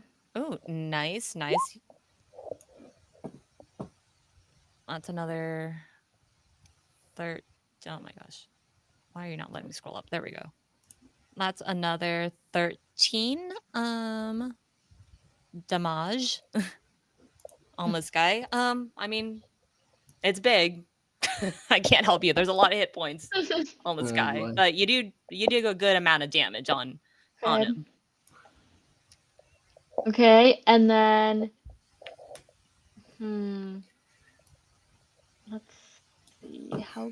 What else can I I'd do? say since you've had a while, traveling by boat, I'll say that you probably did cast Goodberry, your one Goodberry per day. So now you have, um, how many Goodberries does one make in the Goodberry spell? 10. So you can make up to 10 Goodberries that you have in your insulin pouch in case you need to shove it into your mouth or anyone else's mouth for one hit point. So are these good berries already casted, or are you Yeah, I'll saying that say I you can casted cast them? them on while you're on the boat ride. I think your buddy Manchester and the other Yes. tentacle over there might need a. Oh, you That being take them. said, you still can't move, You but take I them. will Oh, let you roll maybe sleight of hand if you want to, like, Okay. as you're being swung around, maybe there's a perfect moment where the two of you are really close and you can try to slip him one hit point Okay, let me through a good roll. berry. Oh, okay. Oh, yeah, you do that. I mean, you had blessed as well, so that would have been like really high. Can I Yeah. just hold my mouth open and then like Yeah, at the perfect moment, Thalia, as both of you are swinging around, Thalia just chucks a good berry into Manchester's mouth. Your bunny teeth catch it, and now you have one more hit point, that's Manchester. that's all the difference. It's like grabbing a grape out of the air. Thanks, Dahlia. All right, Manchester, that's your turn. Okay, great. So with the spear, I have a guiding bolt gives me advantage. Yes. Oh, look at that. Oh, nat 20. Yeah. Did it double the dice for you already? Because I feel like that's really low. No, it did not. So I'll just roll damage again for that. Yeah, just roll damage again for us. And then I'll use another key point because it lets Okay, me so do that's it. 14 damage from your 14. first attack. And then when I attack with a monk weapon, which this is, I can do the flurry of blows Nice. again. First one hits, second one just hits. 14. Okay, so that's another 9 points. And then let's see if I can knock it down again. So another dexterity saving throw. You can keep it at attention. Yeah, Manchester's coming in clutch. yeah, geez. Thank goodness.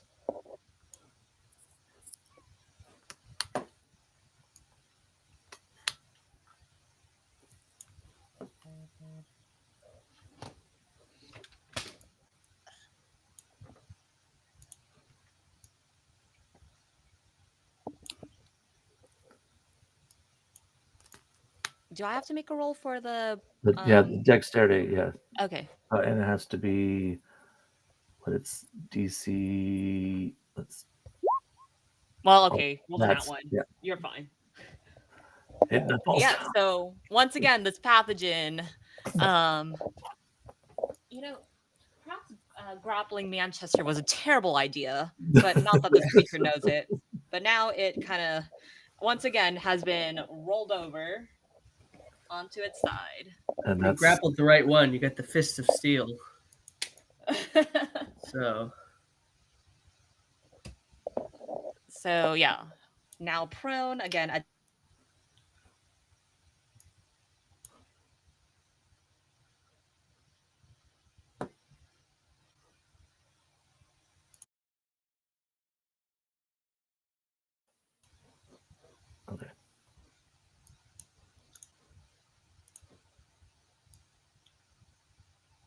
Uh-oh.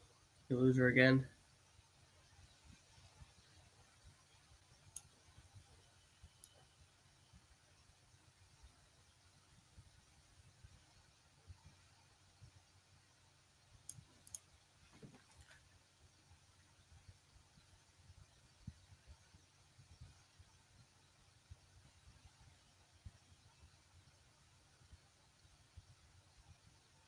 Folks hear me now? Yeah. Yes. Yep. Good. I can hear. Hello? Okay, perfect. All right. So our ally's gonna go again. Let me just get back here. Yeah, they're gonna try to attack. Yep, the one they've already hurt, the one in front of them. But there, they will roll it with advantage though. Right, because you're right there. Perfect. That will hit. So what do I roll for damage? Oh yeah, a D8 plus 1. Okay, they don't do as much damage, but nobody wants to hurt Rachel. 13. Okay. After that, Leonidas, that's your turn. All right. I'm going to keep chipping away at these guys in front of me and let you guys take on the big one. So I'll just attack with my longsword again. The guy right in front of me. Nice, that hits. Another 13. Ooh, well, I guess not death's door. They are undead, but He's right on there. undeath's death's door. I don't know. You know what I mean. Okay. Very close. All right. And then I can't attack again. No. No, there's nothing really else I can do. I mean, I could move, but that doesn't really do me any good. Mm-hmm. My hit points are fine. If you move, you will also the zombies will also get a chance to attack you because you are leaving their attack range. Yeah, I'm gonna stay right there, so I'm good. Okay. And then after you, it's all my bad guys. Yes. All right, so big pathogen here. Well, it has two things in its tentacles right now, but it's gonna spend half its movement to get upright. So let's see. Let's say it's maybe I'll try to bite Thalia. So Uh, +6 to hit. Does 11 hit you? no. Okay, it tries to bite you, maybe the legs, but you like pull your legs up at the last minute. And then since it has one of both of you in its tentacles, it's gonna try taking its tentacle and then slamming one of you. Um who do I slam? Who do I feel like being mean to? Let's try slamming Thalia. It's frustrated that it didn't bite you. So can you make a DC 14 Constitution saving throw for me? Do I just roll for, how do I do that exactly? Constitution. So if you Yeah, go just roll for the Constitution? the saving throw, Okay. which is Got it. yeah, bless. Um, yeah, okay. Well, bless won't help you because the DC is 14 on that. So you take 2d6 plus 3 bludgeoning damage. Oh, why did I do that? Oof, rough. That's 9 bludgeoning damage. Ooh, take that off from the hit points. Ah! Yeah, you all are seeing Thalia getting slammed on the ground. She's probably she might need some healing after that. Who knows? Maybe a little Advil or something. She's got a few good berries in her pocket. That's true. She's got a few good berries in her Mhm. pocket. Okay, And and now we have. Mhm. Hmm? Oh yeah, what was that? Can I can I choose to take some of those berries myself, or are Yeah, my you can is eat my the good berries yourself on your turn. okay. Okay, Okay. so now we have our two weaker zombies. They're gonna keep biting. Does a 11 hit you? No, I have a 14. Good for you. All right. Can't do anything. And then that one will try to bite our ally as well. Hey, at least I'm beating myself up, you know? I'm not beating you guys. Okay, so that is a d6. Rolling real bad on these damage rolls, though. Okay, let's see if our friend can make a saving throw or end up catching this disease and joining their former comrades. They make it. Nice. So they're still hanging on. They're hanging on to hope. But lastly, we got this stronger one. Gonna bite. That is nope, that doesn't hit the guard. So yeah, our supposedly stronger zombie can't seem to be attacking. Maybe it's having some maybe there's a slight humanity still left in it. Who knows? All right. Okay, back to the top of our turn with Thalia. I'll go ahead. Oh, actually, hmm.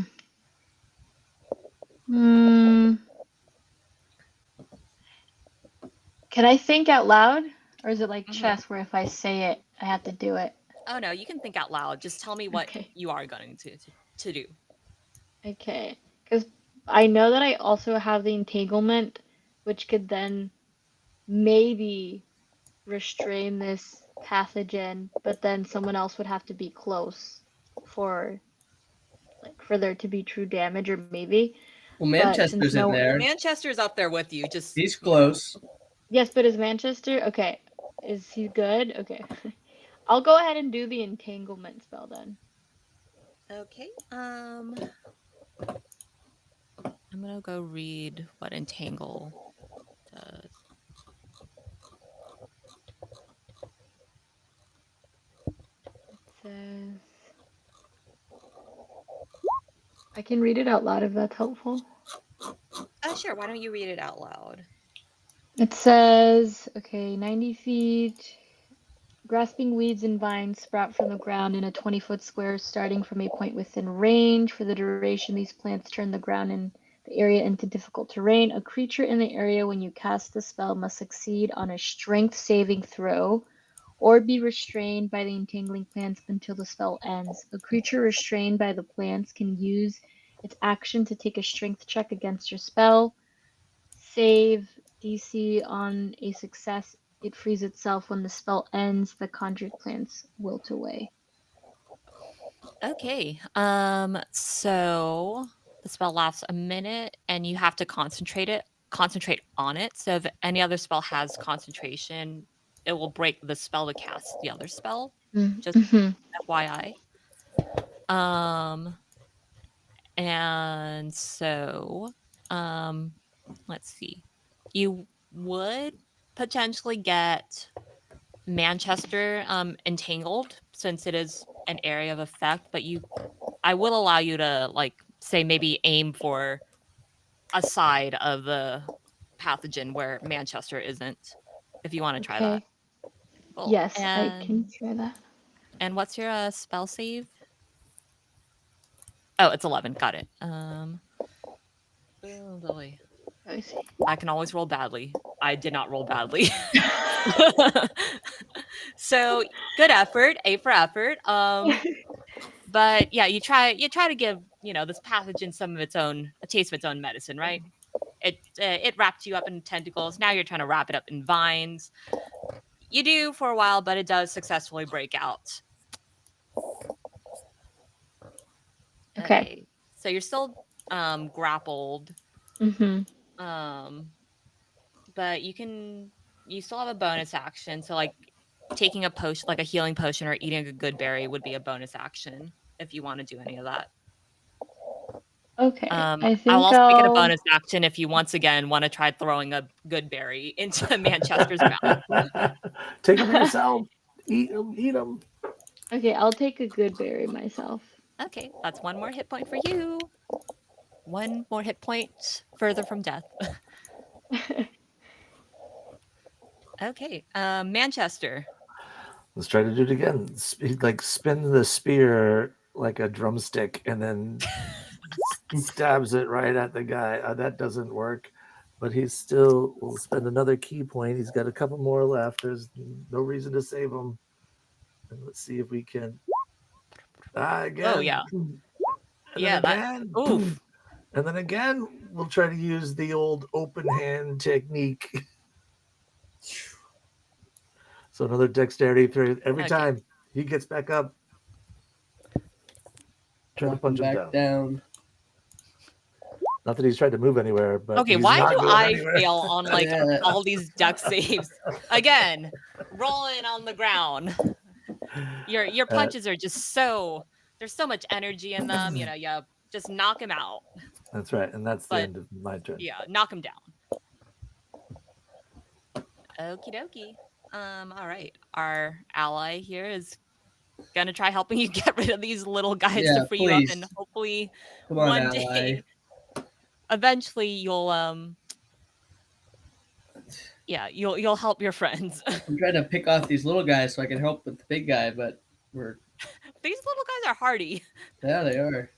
surprisingly. The guy in All front right. of me is almost dead, right? But the other Yeah. two still got some juice. All right. Okay. 11. Let's do a bless. Yeah, that hits. Ooh.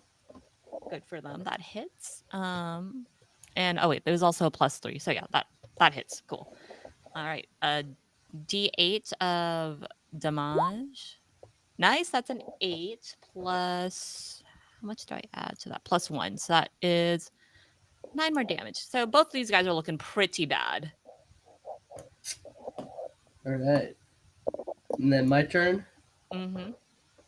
All right. Once again, hit the guy in front of me with my long sword. Yep, that gets it. And that's 10 damage. Yeah, you killed this guy. You obliterate this guy. Thank goodness. Zombie parts all over. Splash, splash, splash. All right, that's it. That's all I got.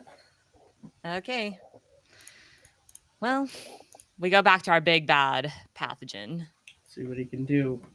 who's once again Flat on gonna the try to ground. bite. Gonna That's try to right. bite one of you. And you know what? To be fair, I'm gonna roll a d4. Who wants odds and who wants evens? Manchester and Thalia. I'll do evens. Okay, Okay, if I'll. it's evens, it's Manchester. If it's odds, it'll try to bite Thalia. Even, so poor Manchester gets it tries to go bite Manchester. Let's see if it succeeds or not. Um does a 14 no not a 14 yeah Nope. does a 14 hit you? A 14 does not hit. All right, again it tries to bite Manchester, maybe your ear or something, and you just duck out the way. Can't do that. All right, let's do it again. Let's see who it Yeah. tries to slam. And okay, it tries to slam Thalia again. My apologies, but I do not control these dice. Okay, so yeah, can you make me a DC 14 Constitution saving throw again? And oh yeah, bless. So roll that D4. Let's see if you can get it over 14. Okay. D4. Yeah, all right. Yay! Cool. You don't take any damage. It does maybe it tries to slam you, but it slams you, I don't know. Maybe you're prepared for it. Yeah, you cushion yourself with maybe some extra padding, your robes or something, and you're fine. Okay. All right. Our last two zombies here. Let's see. We're going to go, yeah, one for each of you. So we'll do one towards this one in front. It's going to go for you, Leonidas. Does a 14 hit you? I have a 14, so what does that mean? Okay, so meets it, beats it, so it will hit you. Okay. It's going to try to bite you again. So that bites for 3 damage, and roll me a Constitution saving throw.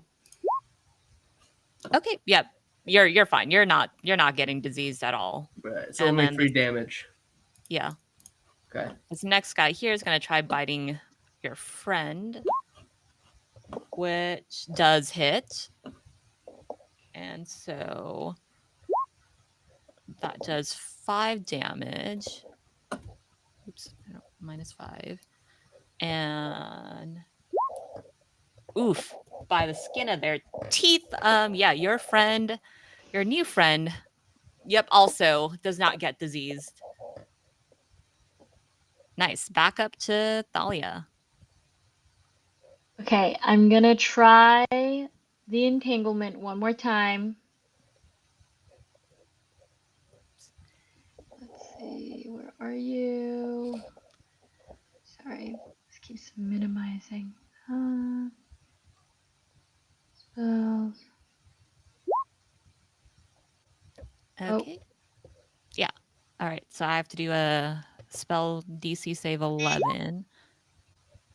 Yeah. Oh, Once girl. again, you tried, but it breaks free. Okay, and I'm still a bit confused on how, like, what bonus actions I have. Mm-hmm. So with bonus actions, I think I looked through all your spells. All of them are actions, Okay. which you already used. But bonus actions can be, say, if you wanted to eat a good berry, drink a healing potion, drink any other potion you might have. Um, you can give someone a potion, like giving Manchester another good berry. Manchester, do you need a good berry?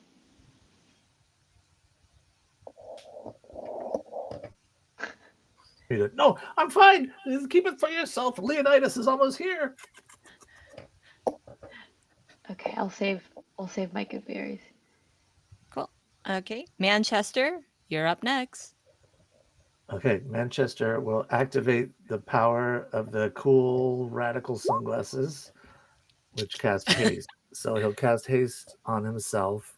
So that's his action, but it does give him 2 more AC. Nice. And then I have advantage on dex saving throws. And then I get additional action on each Mm-hmm. turn. And I think that action is now I can take. Yeah. So I will attack Nice. with that.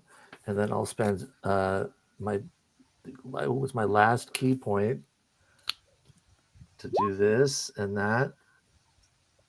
Okay. Okay. And then I will have it make another dex throw, see if it falls down again.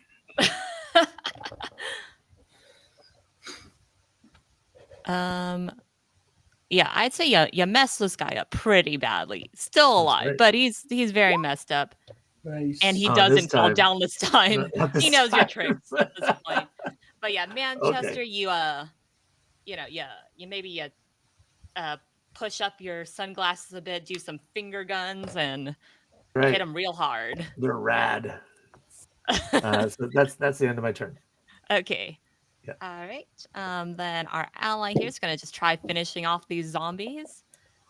You can do it, buddy. I believe in you. Did I accidentally click it twice? What happened here? I don't know. Let's see. All right. We'll say that hits. And I mean, hopefully they do more than like. Actually, well, we'll see. Let's roll for damage. Oh, they were holding back. Again, it's Rachel. They're always holding back. Yeah, it's poor Rachel. Like I can't do it. So this zombie is still hanging on, barely, but it's still hanging on. All right, Leonidas. All right, I'm attacking that guy who's just hanging on with the long sword. Mm-hmm.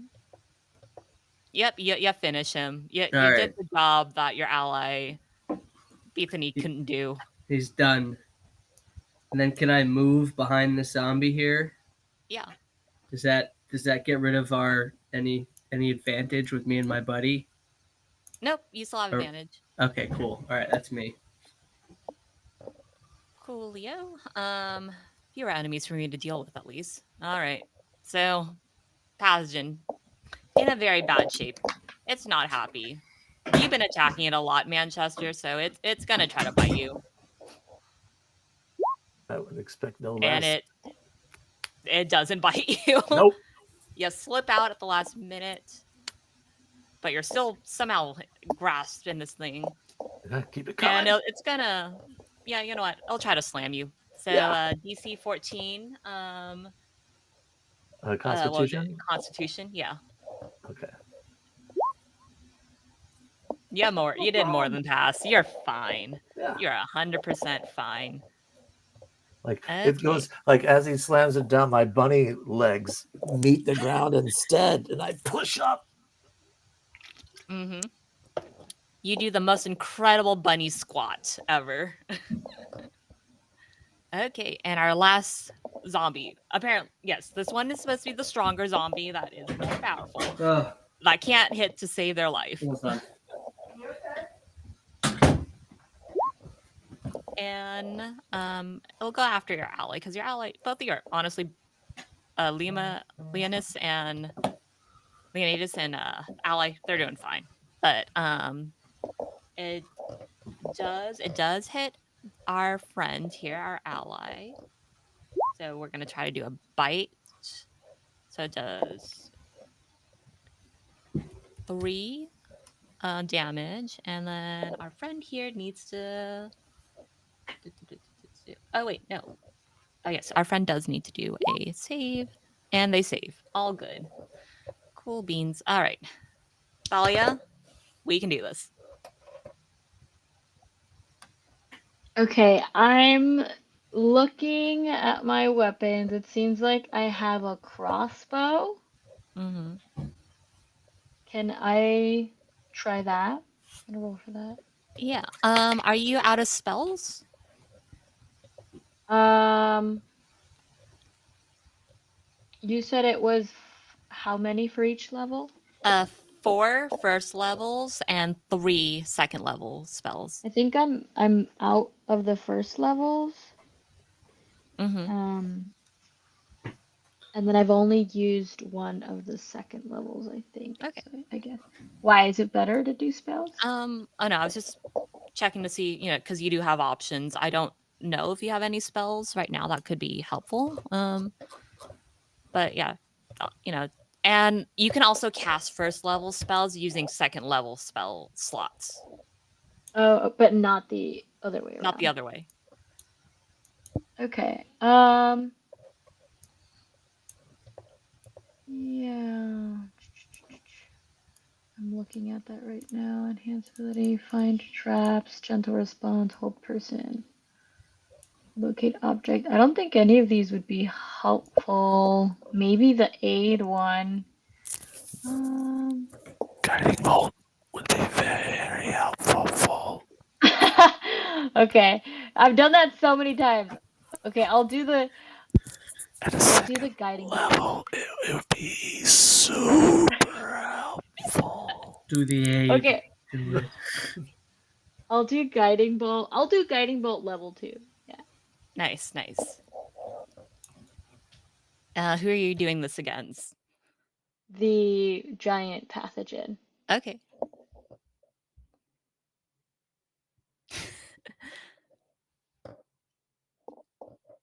Guiding. Okay, there we go. Oh yeah, you absolutely hit. Do your damage. Okay. 19 damage total. Thalia, how do you want to finish this guy? Oh, Yes. I struck the lightning right through his eyeball and through his skull, and they fall out. Oh yeah. Oh yeah. So Thalia calls on, the power of nature, and you see this radiant lightning just completely shocks this pathogen. It releases both Manchester and Thalia as it falls down into a crumpled, honestly kind of gross mess because Manchester's been beating it up for a while, but it is gone. It's belly You. up, and now it's finally prone and stays prone. And stay down. All right, Manchester, there's one more zombie. It's your turn. Okay, let's just run right over there. I think it's not 40 feet away. The zombie also has not taken any damage, which I'm kind of impressed Oh, by. it's super close. I'll go right over to Leonidas and be like, "You have been holding the line over here too long. I'll give you Working some." hard. I'm gonna go over here, and then I get 2 attacks because of my haste. Oh yeah. So let's try that one, and then we'll try that one. Okay. Yeah, both of them hit, so that's 10 damage Yep. on this And guy. I think. Oh, and then let's see. I can use open hand technique to see. Oh, I'll try to knock it down.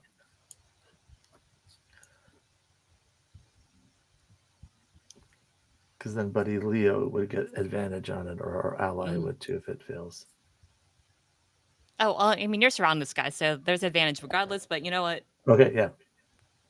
Just to Cool point. humiliate him. Yeah. Manchester's a very different person with his glasses on.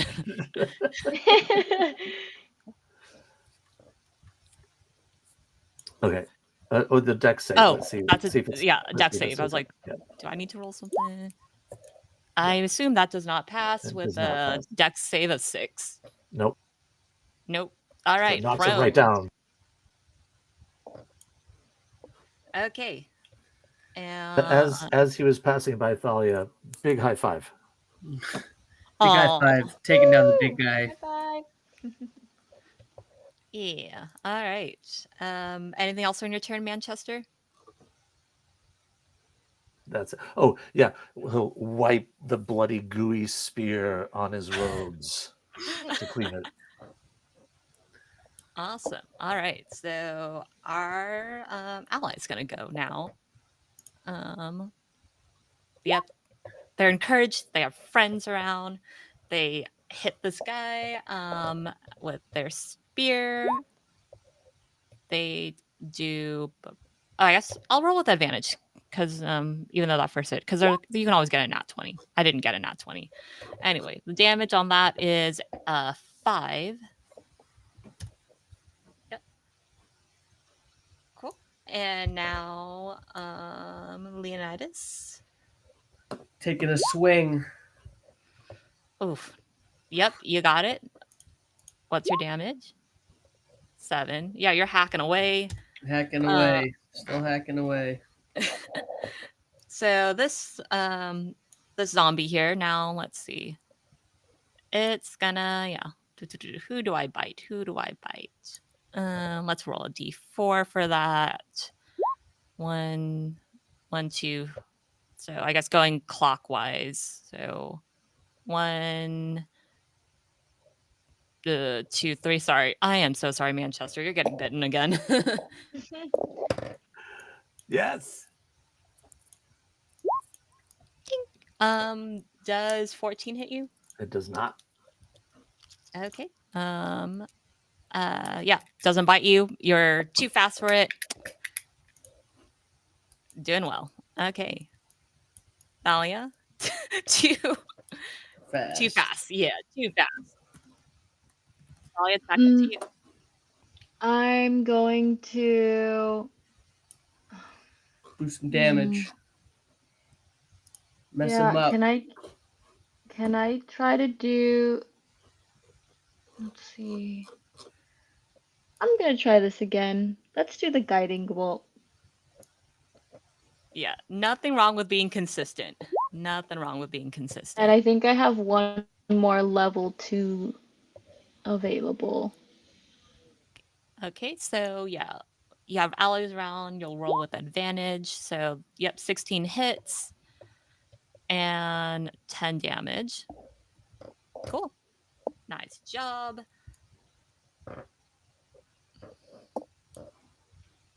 And then just in case, can I get a tad bit closer? Mm-hmm. I'll just do like here. I'll do here. Okay.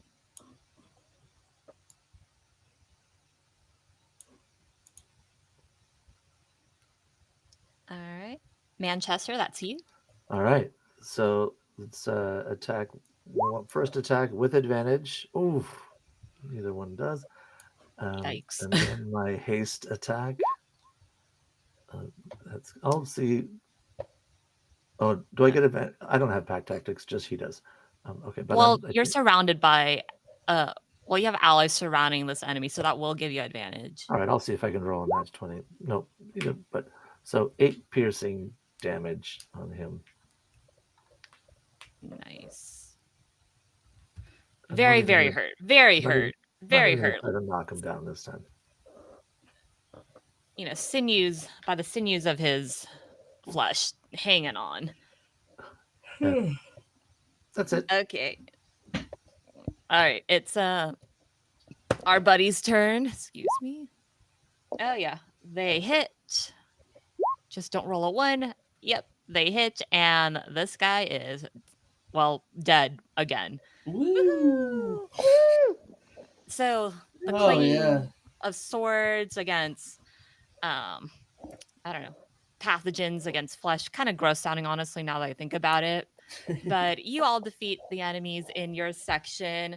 You hear roars of victory in nearby blood vessel chambers, and you all go back. Tina greets you and it's like, "You did a great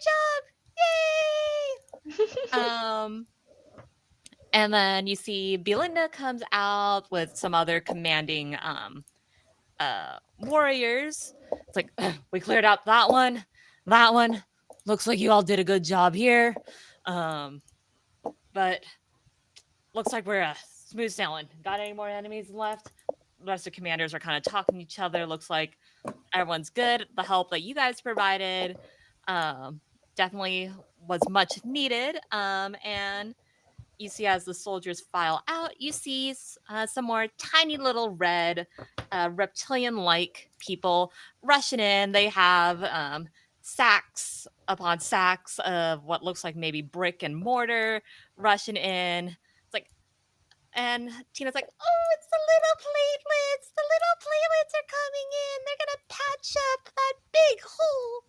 And where you see she's pointing, there is a very big gaping hole where you would presume probably that Mahe probably got stabbed or bitten or in some other way got into some sort of fight in that area.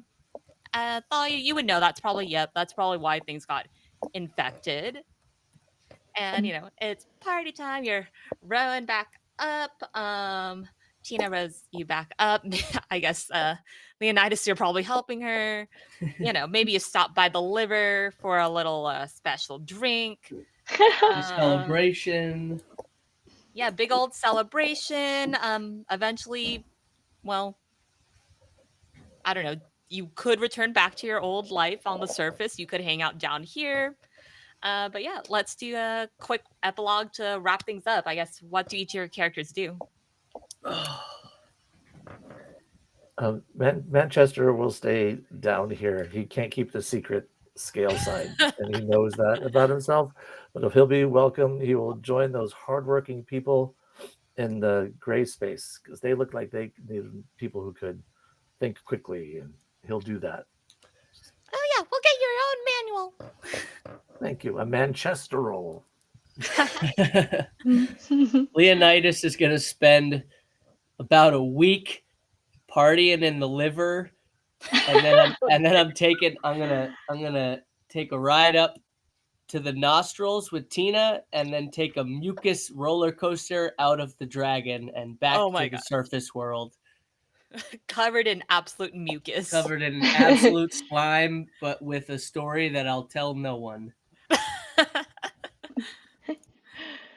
Talia decides to continue exploring the inside, expanding on all of the knowledge that she learned, maybe even uh, adding to her healing spells and understanding how she could help not just the people there, but I forgot the dragon's name, Mahe. um, Mahe, and then goes back to the surface and spreads as much teachings as possible. All right. So I will say for Thalia and Leonidas, when you get back up, you know, give it a couple of weeks or so, you'll notice as well, Manchester, if you stay inside, temperatures are starting to return back to normal on the surface. You notice that the mountain, it's still there, but it's slowly shrinking. And you know what? Every so often you peer down into the mountain. You do see a slight crater there. It's getting patched up. You sometimes see a little reptilian creature in there waving at you. Um, Grateful for all the help that you've done. And so with that, Mai wakes up from her deep sleep, shakes her scales, takes off into the skies. Not that you would know that, but you are just people, tiny people on a big dragon. And that's where we'll end. All right. Yay! Yay! Woo!